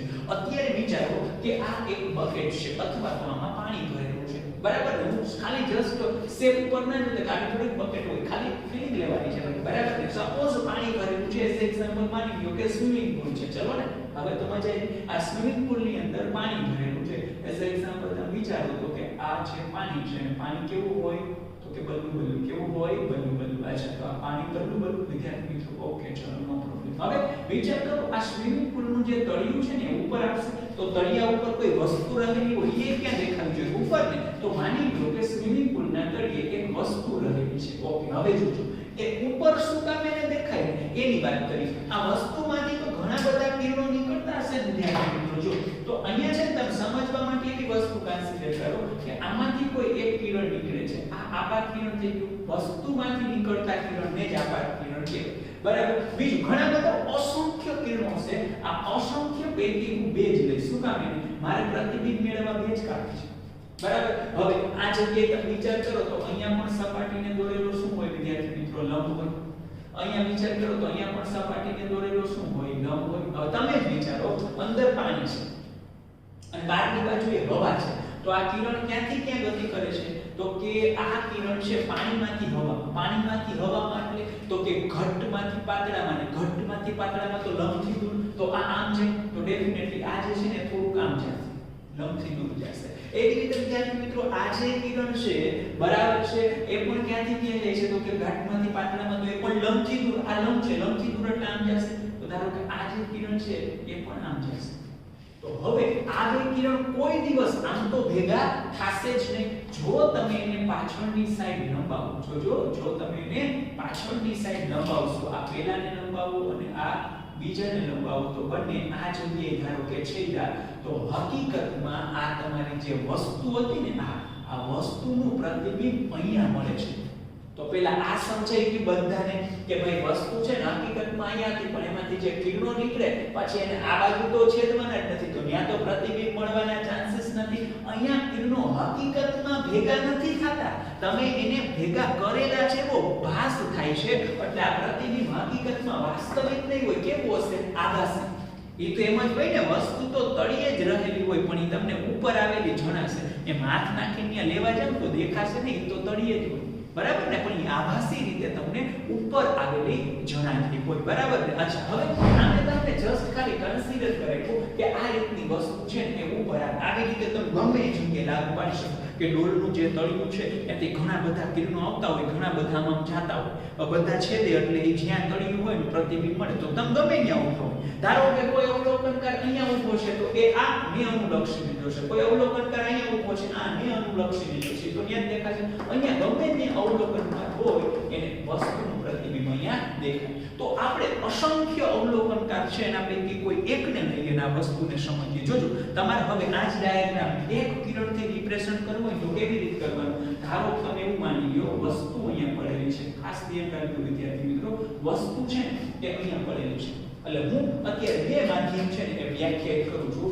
આ પાતળું માધ્યમ છે, બરાબર, અને આ ઘટ માધ્યમ છે. આ બે માધ્યમને વ્યાખ્યાયિત કર્યા. વસ્તુ ક્યાં અવેલેબલ છે? ઘટ માધ્યમમાં. ભાઈ વસ્તુ ક્યાં અવેલેબલ છે? ઘટ માધ્યમમાં. અને અવલોકનકાર ક્યાં અવેલેબલ છે? પાતળા. તમે ક્યાંથી જોવો છો? પાતળામાંથી. આટલો ક્લિયર બહુ અગત્યનો કન્સેપ્ટ બહુ મજા આવે એવું જોજો ખાસ કે હાલ આમાંથી કોઈ એક જ કિરણ ધ્યાનમાં લો ધારો કે આ તમારું આપાત કિરણ અહીંયા સપાટી છે એને દોરેલો લંબ અચ્છા ઘટમાંથી પાતળામાં તો લંબથી દૂર તો ઘટમાંથી પાતળામાં તો કે ભાઈ લંબથી દૂર એટલે આમ જશે ધારો કે આ જગ્યાએ અવલોકનકાર ઊભા છે કેવી કાર તો કે અવલોકનકાર અચ્છા હવે તમારે આમ જ કન્સિડર કરવાનું કઈ અવલોકનકાર છે ભાઈ એ પોતાની દ્રષ્ટિ આમ કરી આમ ન લઈ જઈ શકે એ પોતાની દ્રષ્ટિને આપણે આમ સીધું જોઈ શકીએ તમે આમ ઊભા હો તમે સપોઝ અહીંયા છે બારણું હોય તો બારણાની આમ જોઈ શકો અહીં ઊભા હો પોસિબલ જ નથી આપણે આપણી દ્રષ્ટિ રેખા હંમેશા કેવી રાખી સીધી તો તમે આને આ જે અવલોકનકાર છે એની દ્રષ્ટિ રેખાને પાછળ ખેંચશો તો આ જે વસ્તુ પડેલી છે ને એને તમે એક આમ લાઈન કન્સિડર કરો કે આ વસ્તુ છે ને એ અહીંયા છે આ વસ્તુ રહેલી જે લાઈન છે ને અહીંયા છે તો એનો મતલબ આ તમારી વસ્તુ હતી સાંભળજો આ ઓ એટલે ઓબ્જેક્ટ એટલે તમારી વસ્તુ અને આ આઈ એટલે ઇમેજ એટલે એનું પ્રતિબિંબ બરાબર ને તો અહીંયા તમને એ જોવા મળશે તો અહીંયા અવલોકનકાર રહેલા છે પાતળા માધ્યમમાં અને વસ્તુ રહેલી છે ઘટ માધ્યમમાં તો આપણે અહીંયા એવું કન્સિડર કરી શકીએ વિદ્યાર્થી મિત્રો જોવો તો હકીકતમાં વસ્તુ છે એ અહીંથી સપાટીથી જ ગણવાનું વસ્તુ સપાટીથી HO જેટલા H ઓબ્જેક્ટ એવું લખ્યું આને છે ને આપણે બે રીતે કન્સિડર કરશું હાઇટ ઓફ ધી ઓબ્જેક્ટ એટલે ઓબ્જેક્ટની જે ઊંડાઈ છે એ ભલે મેં h લખ્યું એ ઊંડાઈ બોલો અત્યારે નીચે છે એટલે ઊંડાઈ ઉપર હોય તો ઊંચાઈ અને હકીકતમાં એ તમને આભાસી રીતે દેખાશે અહીંયા તો આટલો જે પોર્શન છે વિદ્યાર્થી મિત્રો આટલો જે પોર્શન એને તમે કન્સિડર કરી શકો hi એટલે કે જે પ્રતિબિંબ મળે છે એની ઊંડાઈ હાલો આટલો ક્લિયર તો અહીંયા બંનેને જોતા એવું કહી શકાય કે hi છે નાના છે અને ho છે એ મોટા છે હવે આ જ વસ્તુ ઊંચાઈમાં સમજીએ ઊંચાઈમાં આપણે ઊંધું કરી નાખો ધારો કે તમે એવું વિચારતા હતા કે વસ્તુ ઘટ માધ્યમમાં અને તમે સ્વિમિંગ પૂલની બહાર એને જોતા હવે ઊંધું થઈ ગયું ધારો કે તમે એવું વિચારો કે વસ્તુ ક્યાં અહીંયા છે વસ્તુ આ પાતળું માધ્યમ આ કેવું માધ્યમ છે પાતળું માધ્યમ અને આ જે છે વિદ્યાર્થી મિત્રો એ ઘટ માધ્યમ બરાબર એ જ પણ હવે ફેર શું હવે વસ્તુ અહીંયા ક્યાં છે સાંભળજો આ તમારી વસ્તુ છે આ વસ્તુ બરાબર ને અને વસ્તુ છે એને કોના વડે દર્શાવશો વિદ્યાર્થી મિત્રો O વડે O એટલે ઓબ્જેક્ટ હાલો તો વસ્તુમાંથી જ હંમેશા કિરણ મળે તો ધારો કે આ વસ્તુ છે એમાંથી પ્રકાશનું કિરણ એક આપાત થાય છે સાંભળજો ખાસ સાંભળજો અચ્છા હાલો આપાત થાય છે અહીંયા સપાટીને દોરેલો જાણે લંબ આ સપાટીને દોરેલો લંબ હવે એ પ્રકાશનું કિરણ ક્યાંથી ક્યાં આવે છે તો કે પાતળામાંથી ઘટમાં પાતળામાંથી ઘટમાં તો લંબ તરફ એટલે આમ મળશે તો હકીકતમાં આ કિરણ છે ને આમ મળશે ધારો કે અહીંયા કોઈ અવલોકનકાર રહેલો છે અહીંયા આ જગ્યાએ વિચારી લ્યો કે તમારો અવલોકનકાર રહેલો છે બરાબર છે તો આ જગ્યાએ જો તમે વિચારતા હોય અવલોકનકાર ક્યાં છે ઘટ માધ્યમમાં ને અહીં લખી નાખો આ શું છે અહીંયા માધ્યમ લઈ લ્યો ઘટ આવી ગઈ ફીલિંગ આ જે છે કેવી કાર તો કે ભાઈ અવલોકનકાર તો અત્યારે અવલોકનકાર છે એ ઘટ માધ્યમમાં છે અને તમારી વસ્તુ ક્યાં છે પાતળા માધ્યમ તો અવલોકનકાર કઈ આમ કરીને જોઈ શકે ને એની દ્રષ્ટિ રેખા એને બંકન તો ના જ કરી શકે તો એની પાછળની સાઈડ તમે આમ લંબાવશો વિદ્યાર્થી મિત્રો આ રીતે અને વસ્તુ હતી એની તમારી રેખીય લાઈન ને આ વસ્તુની જે રેખીય લાઈન એને એ અહીંયા છે એનો મતલબ આ જગ્યાએ એનું પ્રતિબિંબ મળશે તો અહીંયા તમને પ્રતિબિંબ મળશે આ એટલે કે આ એટલે તમારું પ્રતિબિંબ તો જો વસ્તુ હતી અહીંયા એને દેખાશે ક્યાં હોય એનાથી ઉપર તો તમે આવું કન્સિડર કરી શકો કે હકીકતમાં વસ્તુ તો અહીંયા જ હતી તો એને હું કહી શકું હાઇટ ઓફ ધી ઓબ્જેક્ટ પણ એ અવલોકનકાર જે ઘટ માધ્યમમાં છે ને હોય એનાથી ક્યાં દેખાય છે ઉપર તો એને હું કહી શકું હાઇટ ઓફ ધી ઇમેજ તો જોઈ શકાય છે અહીંયા hi મોટા છે અને ho નાના છે તો ટૂંકું અને ટચ વિદ્યાર્થી મિત્રો એવું કન્સિડર કરી શકાય કે વસ્તુ એક માધ્યમમાં હોય અને અવલોકનકાર બીજા માધ્યમમાં હોય તો વસ્તુ હોય ત્યાં દેખાય નહીં હોય ત્યાંથી ખસેલી મારવું પડે છે જેમ કે અવલોકનકાર પાતળા માધ્યમમાં હોય અને વસ્તુ ઘટ માધ્યમમાં હોય તો વસ્તુ ઉપર થઈ જાય છે બરાબર અને અહીંયા પણ એવું જ થાય અવલોકનકાર ઘટ માધ્યમમાં હોય વસ્તુ પાતળા માધ્યમમાં હોય તો વસ્તુ ઉપર થઈ જાય વસ્તુ હોય ત્યાંથી શું થઈ જાય ઉપર થઈ જાય તો અહીંયા હતી એનાથી ઉપર થઈ ગઈ તો અહીંયા નજીક દેખાશે, અહીંયા નજીક દેખાશે, અહીંયા હતી એનાથી દૂર થઈ ગઈ તો દૂર દેખાશે. ખ્યાલ આવી ગયો બધાને? એટલે અવલોકનકાર એક માધ્યમમાં હોય અને વસ્તુ બીજા માધ્યમમાં હોય તો એ હોય તેને તે દેખાતી નથી, એનું થોડું ઘણું શિફ્ટિંગ થઈ જાય છે. હવે મેળવીએ કે શિફ્ટિંગ કઈ રીતે થશે. તો જો હાલો આના છે ને પેલા ખૂણાઓ આપી દીધી ખાસ ધ્યાન. આ બંનેને આ આકૃતિ અહીંયા સુધી ક્લિયર, અહીંયા O અને I નામ આપેલું એ ક્લિયર. હવે આ જે છેદન બિંદુ છે એને P નામ આપો, આ જે લંબ છે એને Q નામ આપો. એવી રીતે અહીંયા આ છેદન બિંદુ છે એને P આપો અને આ છે એને Q નામ આપી દો. હાલો આટલું ક્લિયર. જોજો બંને એક જ સાથે કરાવો છો. આ જે ખૂણો છે ને એને θ1 કહી દો અને આ જે ખૂણો બને એને θ2 કહી દો. અહીંયા ઉપરથી શરૂઆત કરીએ. આ જે ખૂણો છે ને θ1 કહી દો, આ જે ખૂણો છે ને θ2 કહી દો. જોતા જજો, ખાસ જોતા જજો. અચ્છા હવે અહીંયા આનું જોડવા ગોતવાનું છે. આનું જોડવા આ θ1, આ θ1 નો જોડવા ક્યાં મળશે જોવો તો કે અહીંયા θ1 છે, z બને દેખાઈ જશે z. જો આટલું આ ખૂણો θ1 થઈ ગયો, હાલો થઈ ગયું θ1. θ2 નો જોડવા જે છે એવો તો જો અહીંયા θ2 નો જોડવા જોતો હોય તો કે જો આ સીધી રેખા, આ જોજો આ સીધી રેખા, આ સીધી રેખાને કોઈ અહીંથી કાપે, આ 30 નો ખૂણો હોય તો અહીંથી કાપે તો કેટલાનો હોય? 30 નો હોય તો અહીંથી જો આ સીધી રેખા અહીંથી કાપે તો θ2, તો અહીંથી કાપે તો I θ2 થાય. બસ હવે જોડવા ખૂણા ગોતવાનું મળી ગયા છે બધાને, બરાબર છે. અચ્છા એવી રીતે અહીંયા જોડવા ખૂણા ગોતો તો અહીંયા જો તો જો અહીંયા તમે કન્સિડર કરો θ1 નો જોડવા ખૂણો હમણાં જ વાત થઈ. જો આ હકીકતમાં સીધી લાઈન છે, તમે ખેંચી ને થોડી કાઢી દેખાતી હોય તો અત્યારે આપણે ડ્રો એવી રીતે થઈ ગયું, સ્કેલ નથી એટલે આ સીધી લાઈન છે. જો અહીંયા ત્યાં આ સીધી લાઈન અહીંથી કાપો આ θ1 હોય તો અહીંથી કાપો તો I θ1, અહીંથી કાપો તો I θ1. એવી જ ફિલિંગ આવે. જો આ સીધી લાઈન, આ સીધી લાઈન અહીંથી કાપો તો θ1, તો અહીંથી કાપો તો આ કેટલો θ1. હવે થઈ ગયો પેલો જોડવા મળી ગયો. અચ્છા હવે θ2 મેળવો, θ2 મેળવો ઝડપથી θ2 મેળવો.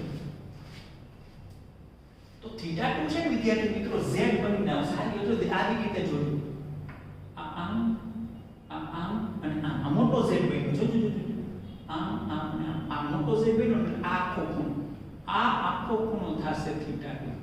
અને તમે આની જોવા જાવ ને, આને તો તમને ડુપ્લિકેટ આવી રીતે મેળવતા શીખવાડ્યા. તમારે બંને માધ્યમમાં લંબ સાથેના ખૂણા લેવાના. બંને માધ્યમમાં લંબ સાથેના, જો આ માધ્યમમાં લંબ સાથેનો ખૂણો આ પર જોઈ લેવાનો, આ કેટલો થાય θ1. આ માધ્યમમાં લંબ સાથેનો ખૂણો આ જોઈ લેવાનો, પાછા θ2 થાય. ઓકે એવી રીતે અહીં આ માધ્યમમાં લંબ સાથેનો ખૂણો આ કેટલો થાય તો કે θ1 થાય. અચ્છા ક્લિયર. આ માધ્યમમાં આ જે કિરણ છે એ લંબ સાથે આ ખૂણો તો આ ખૂણો કેટલો થાય θ2.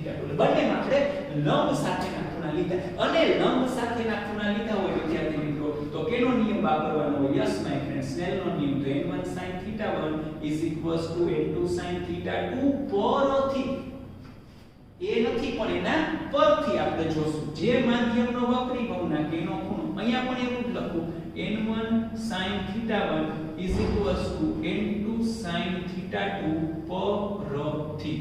હાલ અહીંયા સુધી ક્લિયર છે બધા? હવે છે ને આ વિદ્યાર્થી મિત્રો જોવો આ n θ1 કેનો ખૂણો છે? આ માધ્યમમાં, આ માધ્યમ ઘટ છે કે પાતળું? ઘટ. તો અહીંયા લખવું પડે n ઘટ. અને અહીંયા θ2 ક્યાં ખૂણો છે? આ માધ્યમ. આ માધ્યમ કેવું છે? પાતળું. તો મારે એ લખવું પડે n પાતળું. અહીંયા θ1 ખૂણો અને અહીંયા θ2 ખૂણો. હાલો આટલું ક્લિયર.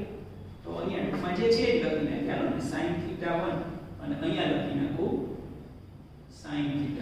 હાલો અહીંયા સુધી ક્લિયર છે બધા? અહીંયા બીજો θ1 કયા માધ્યમમાં ખૂણો છે? ઘટમાં. તો અહીંયા હું લખીશ n ઘટ અને sin θ1. θ2 કયા માધ્યમમાં ખૂણો છે? θ2 આવી જો આ ગ્રીન. θ2 છે પાતળા માધ્યમમાં. તો અહીં હું લખીશ n પાતળું અને અહીંયા લખીશ sin θ2. હાલો અહીંયા સુધી ક્લિયર છે બધા? હવે છે ને અહીંયા એક વસ્તુ ખાસ નોટ કરવા જેવી છે. અહીંયા લખું છું અવલોકન છે ને એ અવલોકન લંબ રૂપે થાય. તેથી ખૂણા નાના થાય અને ખૂણા નાના થાય તો હમણાં જ જોયું sin θ nearly equals to tan θ થાય. એ કે આમાં તો વાંધો નથી, પણ આ અવલોકન લંબરૂપે શું કામ થાય? હવે ભાઈ એક એક્ઝામ્પલ આપો. અહીંયા પાણી ભરેલી ડોલ હોય અને તમે તળિયું જોતા હો તો તમે આમ જ જોવો ને, ઊભા ઊભા આમ લંબરૂપે જોવો ને. એવી રીતે તમે કોઈ દી જોવો કે ડોલ અહીંયા ભરેલી છે અને બોસ ઊભા રહેશે અહીંયા અને અહીંથી આમ જોશો તો કે પરફેક્ટલી દેખાય નહીં. ક્લિયર? એનો મતલબ તમારે આવી વસ્તુ છે કે તમે સ્વિમિંગ પુલ ની બહાર ઊભા હોય તો તમારે તળિયું જોવું હોય તો આમ લંબરૂપે જ જોતા હોય. તો લંબરૂપે જોવામાં આવે તો તમે હકીકતમાં આ લંબ છે, જોજો અહીંયા હકીકતમાં લંબ છે. તમે લંબરૂપે જો આવી રીતે તમે અહીંથી ન જોતા હોય, સાઈડમાં ન જોતા તો સમજવા માટે તમે અહીંયા ક્યાં કરજો, અહીંયા ક્યાં કોઈ તો આટલું કિરણ બને, આટલું કિરણ બને તો ખૂણા બધાય કેવા બને? બહુ નાના બને. ક્લિયર? તો લંબરૂપે અવલોકન થતું હોય ને વિદ્યાર્થી મિત્રો, ને લંબ સાથેના ખૂણા કેવા બને? નાના. નાના ખૂણા માટે sin θ near equals to tan θ હોય તો આને હું આ રીતે લખી શકું જો. તેથી n ઘટ sin θ1 ની જગ્યાએ હું tan θ1 લખું, n પાછું sin θ2 ની જગ્યાએ હું tan θ2 લખું. વાંધો નથી. અહીંયા આવી જાઓ. અહીંયા જો તો n ઘટ એટલે n ઘટ sin θ1 ની જગ્યાએ હું લખી નાખું વિદ્યાર્થી મિત્રો tan θ1 અને n પાછું એટલે n પાછું અને sin θ2 ની જગ્યાએ હું લખી નાખું tan θ. કિંમત મૂકો ચલો. આ n ઘટ હાલો અહીંયા tan θ1 ની કિંમત લખાવો. પહેલા હું આટલું કરી લઉં. આ n પાછું બે જ રાખો. અહીંયા આની કિંમત, અહીંયા આની કિંમત. એક રીતે અહીં કરી નાખો. ચલો. આ n ઘટ અહીંયા આની કિંમત, અહીંયા n પાછું. સમજો વિદ્યાર્થી મિત્રો. અને અહીંયા આની કિંમત. ચલો સિમ્પલ છે. તો ત્રિકોણ ગોતવાના છે. θ1 વાળો ત્રિકોણ ગોતો. આ θ1 વાળો ત્રિકોણ. તો tan θ1 એટલે સામેના છેદમાં પાસેની. સામેની એટલે પીથી અને પાસેની એટલે આ અને આ એટલે HO ડાયરેક્ટ લખી નાખો. અહીં આમ છે tan θ2 આ ત્રિકોણ નાનો ત્રિકોણ. tan θ2 સામેની ના છેદમાં પાસેની. સામેની એટલે P થી Q, પાસેની એટલે આ અને આ એટલે H આવી. થઈ ગયું? હાલો અહીંયા આવી જાવ. tan θ1 એટલે આ ત્રિકોણ જો આ ત્રિકોણ તો સામેની એટલે સામેનીના છેદમાં પાસેની. સામેની એટલે P થી Q અને પાસેની એટલે આ અને આ એટલે H. ડન છે? ઓકે. n પાછું tan θ2 આ નાનો ત્રિકોણ. આ પછી તમે સમજી જજો. ડોટેડ લાઈન હતી એટલે તમે ડોટેડ કરજો એટલે પરફેક્ટલી સમજાઈ જશે. આ તમને તે ત્રિકોણમાં ભેગી કરો. આકૃતિ ડ્રો કરો ત્યારે સ્ટેપ બાય સ્ટેપ ખાસ જોજો. એવું હોય તો ફરીથી એક વખત આકૃતિ માટે વિડિયો જોઈ લેજો. ભલે એ રીતે ડ્રો કરો. પછી આ નાનો ત્રિકોણ tan θ2 સામેનીના છેદમાં પાસેની. સામેની એટલે P, પાસેની એટલે આ અને આ એટલે HO. હવે જો હું આ રીતે કન્સિડર કરીશ ભાઈ. અહીંયા P થી Q ગયા, P થી Q અને P થી Q ગયા. તો અહીંયા હું HI ના છેદમાં HO મેળવું છું. તો આ અહીંયા જશે. તો HI/HO is equals to n પાટલું અને ના છેદમાં આવે n ઘટ. બરાબર? અહીંયા મેળવો તો HI/HO શું આવે જો. તો HI અહીંયા જશે. આ પાટલું અહીં આવશે. તો અહીંયા મળે HI/HO is equals to n ઘટ ના છેદમાં n પાટલું. વિદ્યાર્થી મિત્રો ક્લિયર? તો આ બંને ઇક્વેશન મળે છે. બરાબર? આ ઇક્વેશન ક્યારે? આને સિમ્પલી આપણે હવે આને આમ જ યાદ રાખશું. વિદ્યાર્થી મિત્રો યાદ આને આમ જ રાખશું. અહીંયા અવલોકનકાર ક્યાં છે? પાતળા માધ્યમમાં. તો જ્યારે અવલોકન થતું હોય પાતળામાંથી, ત્યારે HI/HO આવે પાતળાના છેદમાં ઘટ. અહીંયા અવલોકનકાર ક્યાં? ઘટ માધ્યમમાં. તો અવલોકન ક્યાંથી ભય? તો કે અવલોકન થતું હોય ઘટ માધ્યમમાંથી. તો ત્યારે HI ના છેદમાં HO આવે ઘટના છેદમાં પાતળું. આ એની સાબિતી મેં તમને આપી દીધી. ક્લિયર? તો બંને અગત્યની વસ્તુ બહુ કોમ્પિટિટિવ એક્ઝામિનેશન માટે તો ખાસ અગત્યની. પણ તમને છે ને આમાંથી હવે તમને એક સરસ વાત કહું બીજી. બુકમાં તમને પ્રૂફ નથી આપેલું. આકૃતિનું સીધું સમીકરણ તમે જોયું. પૂછાવાના ચાન્સીસ પ્રૂફ ઓછા પણ ઇક્વેશન ખાસ ધ્યાનમાં રાખો. પણ એક વખત છતાં પણ ધ્યાન દેવું. પૂછી શકાય કોને એમાં ડિસ્ક્રાઇબ કરેલું છે એટલે પૂછી શકાય. એટલે ખાસ આમ તો સિમ્પલ છે, એટલું બધું નથી, પણ આકૃતિ ડ્રો કરવામાં ધ્યાન રાખવાનું છે. કન્સેપ્ટ ક્લિયર હશે ને આ વસ્તુ સાવ સિમ્પલ લાગશે. તમે યાદ રાખવા જશો ને કે અહીંયા આમ ને અહીંયા એવું કાઈ નહીં. આપણે ખાલી સ્ટાર્ટિંગમાં એક વખત આ પાછો વિડિયો જોજો. સ્ટાર્ટિંગમાં ખાલી વસ્તુ હતી અને એમાંથી કેમ બંને જગ્યાએ એક સાથે જ આકૃતિ કરતા એક વસ્તુ કરવાની, એક પોઈન્ટ લખતો જવાનો. બરાબર? એટલે સિમ્પલી થઈ જશે. પણ આ વસ્તુ તો બધાને યાદ રહેવી જોઈએ ફરજિયાતપણે મોસ્ટ ઇમ્પોર્ટન્ટ કઈ અવલોકન પાતળા માધ્યમમાંથી તો HI ના છેદમાં HO બરાબર n પાતળાના છેદમાં n ઘટ અને અવલોકન ઘટ માધ્યમમાંથી તો HI ના છેદમાં HO બરાબર n ઘટના છેદમાં n પાતળા. તો આપણે જો તમને હું કહેતો તો ધારો તમે ડોલ હોય એમાં પાણી ભરી દીધું તો બહાર હવા હોય એટલે પાતળા તરીકે હવા અને અહીંયા પાણી તો ડોલની હકીકતની ઊંડાઈ માપી લ્યો તો HI કેટલું ઉપર આવશે એ તમે જાણી શકો કે અહીંયા સુધી આટલું અહીંયા સુધી પહોંચી ગયું છે ઉપરની સપાટી લાટલું ઉપર આવ્યું હોય. ધારો ડોલની ઊંચાઈ હોય 10 ઊંડાઈ હોય 10 અને આ મળે 6 તો ડોલનું તળિયું ઉપર કેટલું આવે તો કે આટલું ને એટલે 10 - 6 એટલે 4 જેટલું એ ઉપર આવી ગયું હોય તો એટલું ખસે તો એ રીતે મેળવી શકાય હે ને મળી ગયું રિલેશન. તો તમે કોઈ સ્વિમિંગ પૂલ હોય અને આમ જોવો પાણી ભરેલું હોય ને એમ લાગે ઓહો તળિયું તો અહીંયા જ છે એમ કરીને ડાયવડી મારી દેવાય એ ભાઈ આભાસી સ્થાન હોય. હકીકતમાં તો પડો પછી ખબર પડે કે તકલીફ તો નથી ને હકીકતમાં પેલા ઇક્વેશન યુઝ કરી મેળવી લેવું કે અચ્છા આટલે દેખાય છે એપ્રોક્સિમેટ તો સાચું તો થોડું નીચે હશે બરાબર ક્લિયર. તો અહીંયા સુધી ટૂંકમાં આ વસ્તુ કમ્પ્લીટેડ ને બધાએ જે ડિટો ઓકે સ્ટુડન્ટ્સ તો આને રિલેટેડ એક છે ને સમજો એક્સ્ટ્રા એટલે કન્સેપ્ટ ક્લિયર થાય વસ્તુ ખાસ મારે ક્લિયર કરાવવાની છે. જેમ કે તમને ધારો કે એક કૂવો આપેલો છે ખાસ સમજો વિદ્યાર્થી મિત્રો તમને એક કૂવો આપેલો છે હાલો આ જાણે એક તમારી પાસે છે કૂવો અને એ છે ટન એક કૂવાની ઊંડાઈ છે વિદ્યાર્થી મિત્રો એ 10 મીટર આપેલી છે કે કૂવાની ઊંડાઈ છે એ 10 મીટર છે આ કૂવો છે 10 મીટર ઊંડો છે. હવે તમે અત્યારે અહીંયા હોય નહીં ધારો કે આ જગ્યાએથી આપણે કન્સિડર કરો અહીંથી અવલોકન કરો છો બરાબર આ જગ્યા તમે અવલોકન કા તો તમને હકીકતમાં એનું તળિયું કેટલા અંતરે દેખાતું હોય 10 મીટર અંતરે દેખાશે. હવે કૂવાની અંદર છે પાણી ભરી દેવામાં આવે ધારો કે કૂવાની અંદર પાણી ભરી દીધું પણ કૂવાને સંપૂર્ણ ભરેલો નથી યાદ રાખજો કૂવાને છે એ સંપૂર્ણ ભરેલો નથી. કૂવાને છે ને અમુક ઊંચાઈ સુધી ભરી દેવામાં આવે જેમ કે એવું કીધું કે કૂવાને તમારે 5.5 મીટર ઊંચાઈ સુધી ભરવાનું છે બરાબર. અચ્છા અને રકમમાં એવું કહી દીધું છે પાણીનો જે વક્રી ભવનાંક છે વિદ્યાર્થી મિત્રો 1.33 આપેલ છે. કેટલો આપેલ છે 1.33 એટલે અહીં લખતા અને બહાર હવા છે તો હવાનો વક્રી ભવનાંક તો કેટલો હોય 1 એ આપણને ખબર છે. આટલો ક્લિયર. તો જો આટલું હોય તો તળિયું પ્રશ્ન આવો પૂછેલો છે કે આ કેસમાં તળિયું કેટલું ઉપર આવેલ જણાશે. જે પણ તળિયું છે વિદ્યાર્થી મિત્રો કેટલું ઉપર આવી જશે આવું તમને પૂછેલું છે. તો સૌથી પહેલા છે તમારે આ ટાઈપનું સમાવેલ બીજું કઈ વિચારવાનું નહીં અવલોકન પાતળા માધ્યમમાંથી ઘટ માધ્યમમાંથી વિચારો.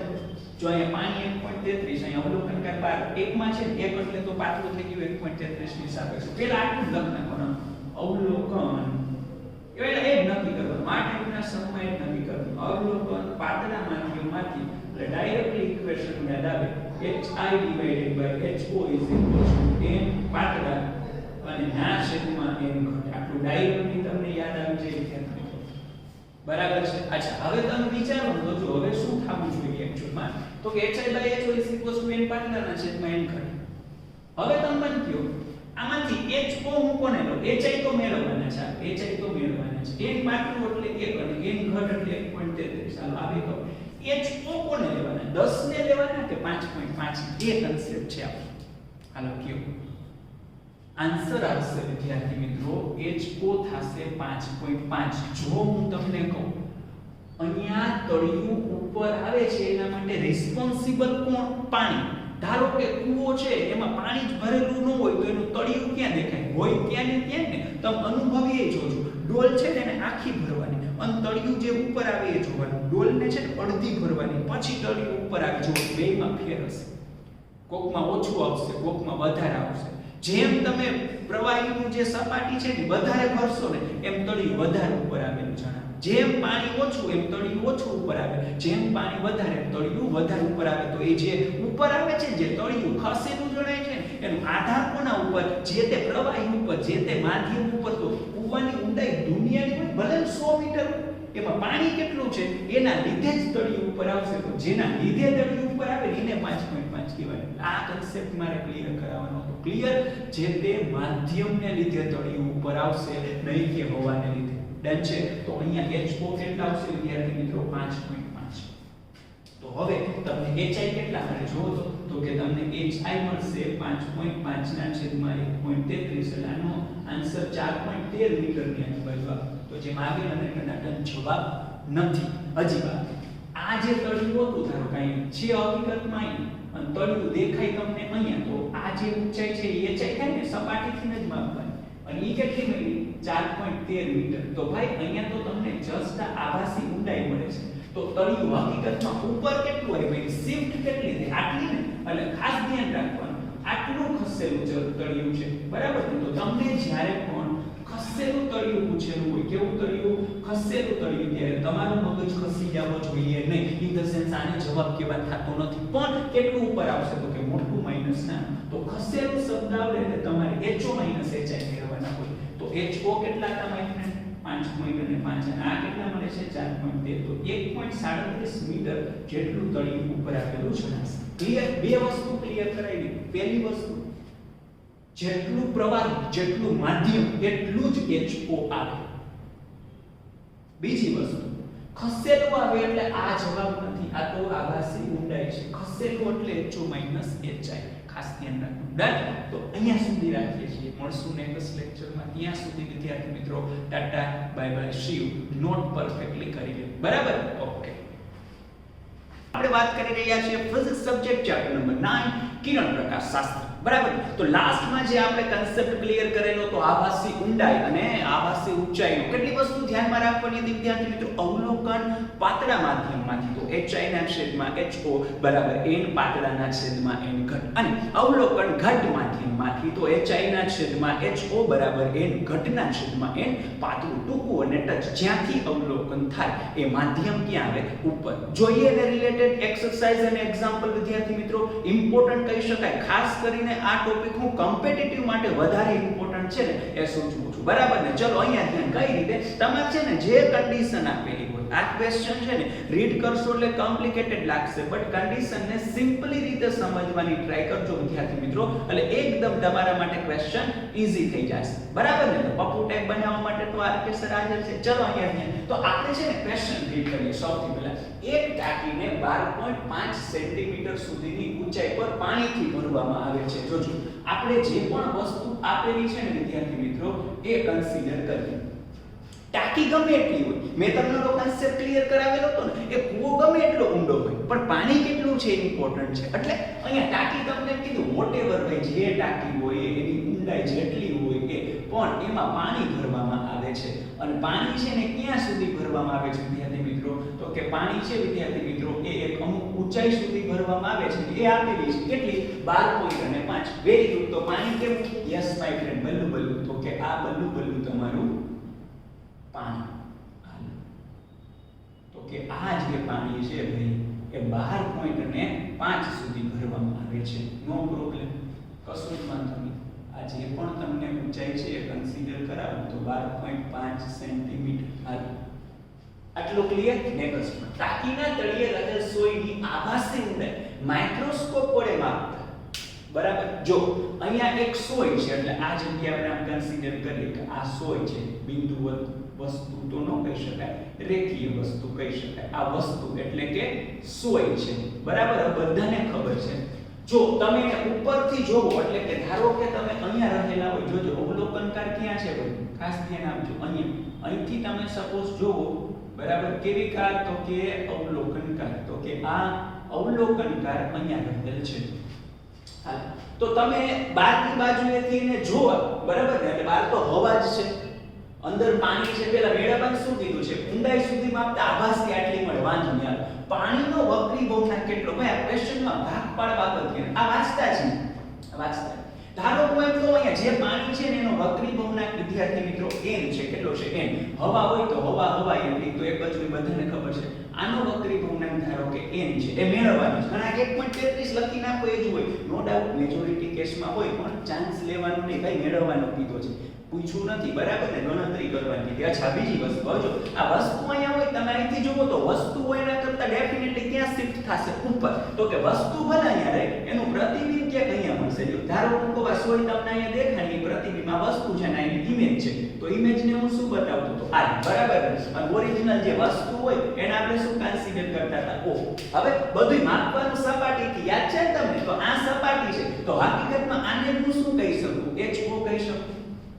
તમને એવું કીધું કે માઇક્રોસ્કોપ આટલા સેન્ટીમીટર અંદર કેન્દ્રિત થાય એટલે આભાસી ઊંડાઈ પર કેન્દ્રિત થાય છે. એટલે આ સોય જે અહીંયા દેખાય છે અહીંયા સપાટીથી અંદર, એટલે આની આભાસી ઊંડાઈ થાય ની કેટલી આપેલી છે 9.4 સેન્ટીમીટર. એટલે ધ્યાનમાં રાખજો માઇક્રોસ્કોપને કેન્દ્રિત ક્યાં કરવાનું કે જેથી કરીને વસ્તુ ચોખ્ખી દેખાય, આભાસી ઊંડાઈ જેટલા અંતરે. સમજાણું? વસ્તુ આખી સમજાણી કે તમારે વસ્તુ હોય 12.5 તો તમને તો માઇક્રોસ્કોપ થી તો એનું પ્રતિબિંબ દેખાય ને, તો તમારે કેન્દ્રિત ક્યાં કરવાનું, પ્રતિબિંબ મળે ત્યાં. તો પ્રતિબિંબ ક્યાં મળે, આભાસી ઊંડાઈ જેટલા અંતરે. એટલે મગજમાં ફિટ જ કરી નાખો, માઇક્રોસ્કોપને કેન્દ્રિત કરવાનું આવે એટલે આભાસી ઊંડાઈ જેટલા અંતર કેન્દ્રિત કરવું. That's it. એટલે મસ્ત ટનાટન મસ્ત વસ્તુ દેખાય. અચ્છા, અત્યારે તમે વિચારો તો અવલોકનકાર ક્યાં છે ભાઈ? અવલોકનકાર તો કે ઈ તો પાતળા માધ્યમમાં છે ને, હવા એટલે પાતળું ને પાણી એટલે ઘટતું. ડાયરેક્ટલી હું અહીંયા કન્સિડર કરીશ અવલોકન પાતળા માધ્યમમાંથી, અને આપણને ખબર જ છે જેવું આ ખબર પડે એટલે ડાયરેક્ટલી આપણા માઇન્ડમાંથી ઇક્વેશન આવી જાય. કયું કે વેરી ગુડ. મારી પહેલા તો તમારા માઇન્ડમાં આવી ગયું HI/HO n પાતળાના છેદમાં n ઘટ. ચલો મૂકીએ કિંમત એટલે મળે છે. HI કેટલા છે મારી ફ્રેન્ડ? 9.4. HO કેટલા છે તો કે 12.5. n પાતળું એટલે હવા એટલે 1 અને n ઘટ મેળવવાનું છે. એટલે હકીકતમાં પાણી છે ને તો અહીંયા હું લખી નાખું n કોના માટે? પાણી માટે. ને બનાવો કરતા, તો આ n પાણી ને કરતા બનાવશો તો અહીંયા મળશે 12.5 ના છેદમાં 9.4. ઈઝી વન, સમજી શકાય. બરાબર. આ ભાગાકાર કરશો માય ફ્રેન્ડ એટલે નો ડાઉટ તમને મળશે 1.33. બરાબર ને, પણ છતાં પણ કોન્ફિડન્સ થી લખવાનું મેળવી લેવાનું. એટલે અહીંયા પાણીનો વક્રી ગુણાંક 1.33 મળે છે. બરાબર છે. હવે આગળ વાંચો. અહીંયા સુધી કમ્પ્લીટેડ. આ પહેલો પાર્ટ કમ્પ્લીટેડ. હવે બીજો. હવે 1.63 વક્રી ગુણાંક ધરાવતા પ્રવાહી પાણીને બદલે તેટલી જ ઊંચાઈએ ભરવામાં આવે તો સોય પર ફરીથી માઇક્રોસ્કોપને કેન્દ્રિત કરવા કેટલા અંતરે કેન્દ્રિત કરવું જોઈએ? પછી કેટલા અંતરે કેન્દ્રિત કરાય? આભાસી ઊંડાઈ જેટલા અંતરે. બોલો કેટલા અંતરે? આભાસી ઊંડાઈ જેટલા અંતરે. તો તમારે ટૂંકમાં મેળવવાની છે આભાસી ઊંડાઈ. પણ પહેલા પાણી હતો, પાણીને આવા પ્રવાહીથી રિપ્લેસ કરવામાં આવે. એટલે હકીકતમાં તમે કન્સિડર કરી શકો કે આ તમારો કેસ નંબર શું હતો? 1. જો આને આપણે ટાઇટલ આપવું હોય તો આને આપણે આ રીતે કન્સિડર કરી શકીએ. કેસ નંબર 1 આપણે ફાઇન્ડ કરેલો છે મિત્રો. બરાબર. અને એમાં આપણે લીધું છે પાણી ઘટ માધ્યમ તરીકે. હવે આવો જ કેસ આપણે કન્સિડર કરીએ વિદ્યાર્થી મિત્રો, કેસ નંબર 2. અને કેસ નંબર 2 નું ટાઇટલ શું આપું? પાણી નથી જોતું, પાણીના બદલે શું આવી ગયું માય ફ્રેન્ડ? પ્રવાહી. તો અહીંયા હું લખું છું જે પ્રવાહી છે, પ્રવાહી ઘટ માધ્યમ તરીકે. તો સ્થિતિ આવી જ છે. બીજી આકૃતિની રિક્વાયરમેન્ટ નથી. આ જ સ્થિતિ સેમ ટુ સેમ કે ખાલી અહીંયા બલ્લું પાણી કાઢી લ્યો અને ત્યાં બીજું પ્રવાહી ભરી ગયું. તો ડેફિનેટલી અહીંયા HO તો 12.5 જ થશે. એટલી ઊંચાઈ સુધી જે પ્રવાહી ભરેલું છે હે ને. પણ તમને એનો વક્રી ભવનાંક આપી દીધો. અહીંયા શું હતું ખબર? આ કેસમાં HI આપ્યા હતા અને n મેળવવાના હતા. આ કેસમાં શું કીધું? કે પ્રવાહીનો વક્રી ભવનાંક કહી દીધો. એટલે કેટલો કહી દીધો કે આ પ્રવાહી છે ને 1.63 વક્રી ભવનાંક વાળું છે. તો અહીંયા n આપેલા છે, HI મેળવવાનું છે. That's it. ક્લિયર? ક્યાં કેન્દ્રિત કરવાનું? એટલે મેં કીધું ક્યાં કેન્દ્રિત કરવાનું? આ આભાસી ઊંડાઈ જેટલા અંતરે. તો અહીંયા પણ વિદ્યાર્થી મિત્રો અવલોકનકાર તો અહીંયા જ રહેશે. ખાલી પાણીને બદલે પ્રવાહી આવી ગયું. તો હવે આપણે શું કન્સિડર કરશું? જો તો વળી પાછું અવલોકન પાતળા માધ્યમમાંથી. જેવું આવું લખાય એટલે ડાયરેક્ટલી જે આપણે મગજમાં છે ને ક્લિક થઈ જાય. શું ક્લિક થઈ જાય? HI/HO n પાતળા ના છેદમાં n ઘટ. ભાઈ અવલોકન તો પાતળામાંથી જ થાય. કોઈ એવું કીધું હવે પ્રવાહીમાં ડૂબકી લગાવી જુઓ? કોઈ નથી કીધું. એટલે આપણે લોઢા થશું નહીં. ઓકે ચલો ડાયરેક્ટ નો પ્રોબ્લેમ. ચલો તો HI મેળવવાનું છે. હવેના કેસમાં HI મેળવવાનું છે. એ જો એ તો એટલે સુધી જ ભરેલું. હા એમ કીધું હોત પ્રવાહી 5 સેન્ટીમીટર સુધી ભરેલું છે તો HO કેટલા થાય 5. એ તો તમને ક્લિયર જ છે. હવે ઓલરેડી આપણે કન્સેપ્ટ ક્લિયર કરાવેલો હતો. તો અહીંયા 12.5 n પાતળું એટલે હવા અને n ઘટ એટલે હવે ખબર છે 1 અને 63 અહીંયા ઈ કહી દીધું. તો અહીં HI તમે કન્સિડર કરો મારી ફ્રેન્ડ તો કે 12.5 અત્યારે જ કરી લ્યો. ચલો આ 12.5 ભાગાકારમાં 1.63 તમે આ કન્સિડર કરશો એટલે આનો આન્સર માય ફ્રેન્ડ તમને મળશે 7.67 સેન્ટીમીટર. તો માઇક્રોસ્કોપને કેન્દ્રિત ક્યાં કરવું પડે એ ક્લિયર ને. જો અહીંયા આભાસી ઊંડાઈ 9.4 હતી તો માઇક્રોસ્કોપને કેટલા અંતરે તમે કેન્દ્રિત કર્યું 9.4 તો અહીં લખવું પડે. તેથી અહીં માઇક્રોસ્કોપને 7.67 સેન્ટીમીટર પર કેન્દ્રિત કરવું પડશે. પણ પૂછેલું છે શું એ તો જો અહીંયા કેટલા અંતરે કેન્દ્રિત કરવું એવું નથી પૂછ્યું. વાંચો ફરીથી માઇક્રોસ્કોપને કેન્દ્રિત કરવા કેટલા અંતરે ખસેડવું પડે. અચ્છા હવે ઓલરેડી તમારું માઇક્રોસ્કોપ ક્યાં સેટ થયેલું હતું 9.4 એ સેટ થયેલું હતું. હવે તમારે એને ક્યાં સેટ કરવાનું છે તો કે 7.67 સેન્ટીમીટરે સેટ કરવાનું છે. ક્લિયર હું શું કહું છું તો કે અહીંયા તમારે એવું કરવું પડે ને હતું અહીંયા અને કરવાનું છે અહીંયા તો કેટલું શિફ્ટિંગ કરવું પડે. તેથી માઇક્રોસ્કોપને 9.4 માઈનસ 7.67 એટલે કે 1.73 સેન્ટીમીટર જેટલું ખસેડવું પડશે. એટલે આ પૂછેલું છે. જો ખાસ ધ્યાન રાખવાનું આમાં પૂછેલું શું છે એ ખાસ ઇમ્પોર્ટન્ટ છે. માઇક્રોસ્કોપને કેટલા અંતરે કેન્દ્રિત કરવું પડે તો આ આન્સર આભાસી ઊંડાઈ જેટલા અંતરે. પણ ખસેડવું પડે તો કે ભાઈ હતું અહીંયા લઈ આવવાનું છે અહીંયા તો આટલું ખસેડવું પડે. તો આ થઈ ગયો તમારો ક્વેશ્ચન ના ડન. ક્લિયર છે બધાને. આમ સિમ્પલ છે. બે કેસ છે ભાઈ. પહેલા પાણીને ઘટ માધ્યમ તરીકે પછી પ્રવાહીને ઘટ માધ્યમ તરીકે. That's fine. ડન. ચલો સ્ક્રીનશોટ લઈ લો ફટાકથી પરફેક્ટલી.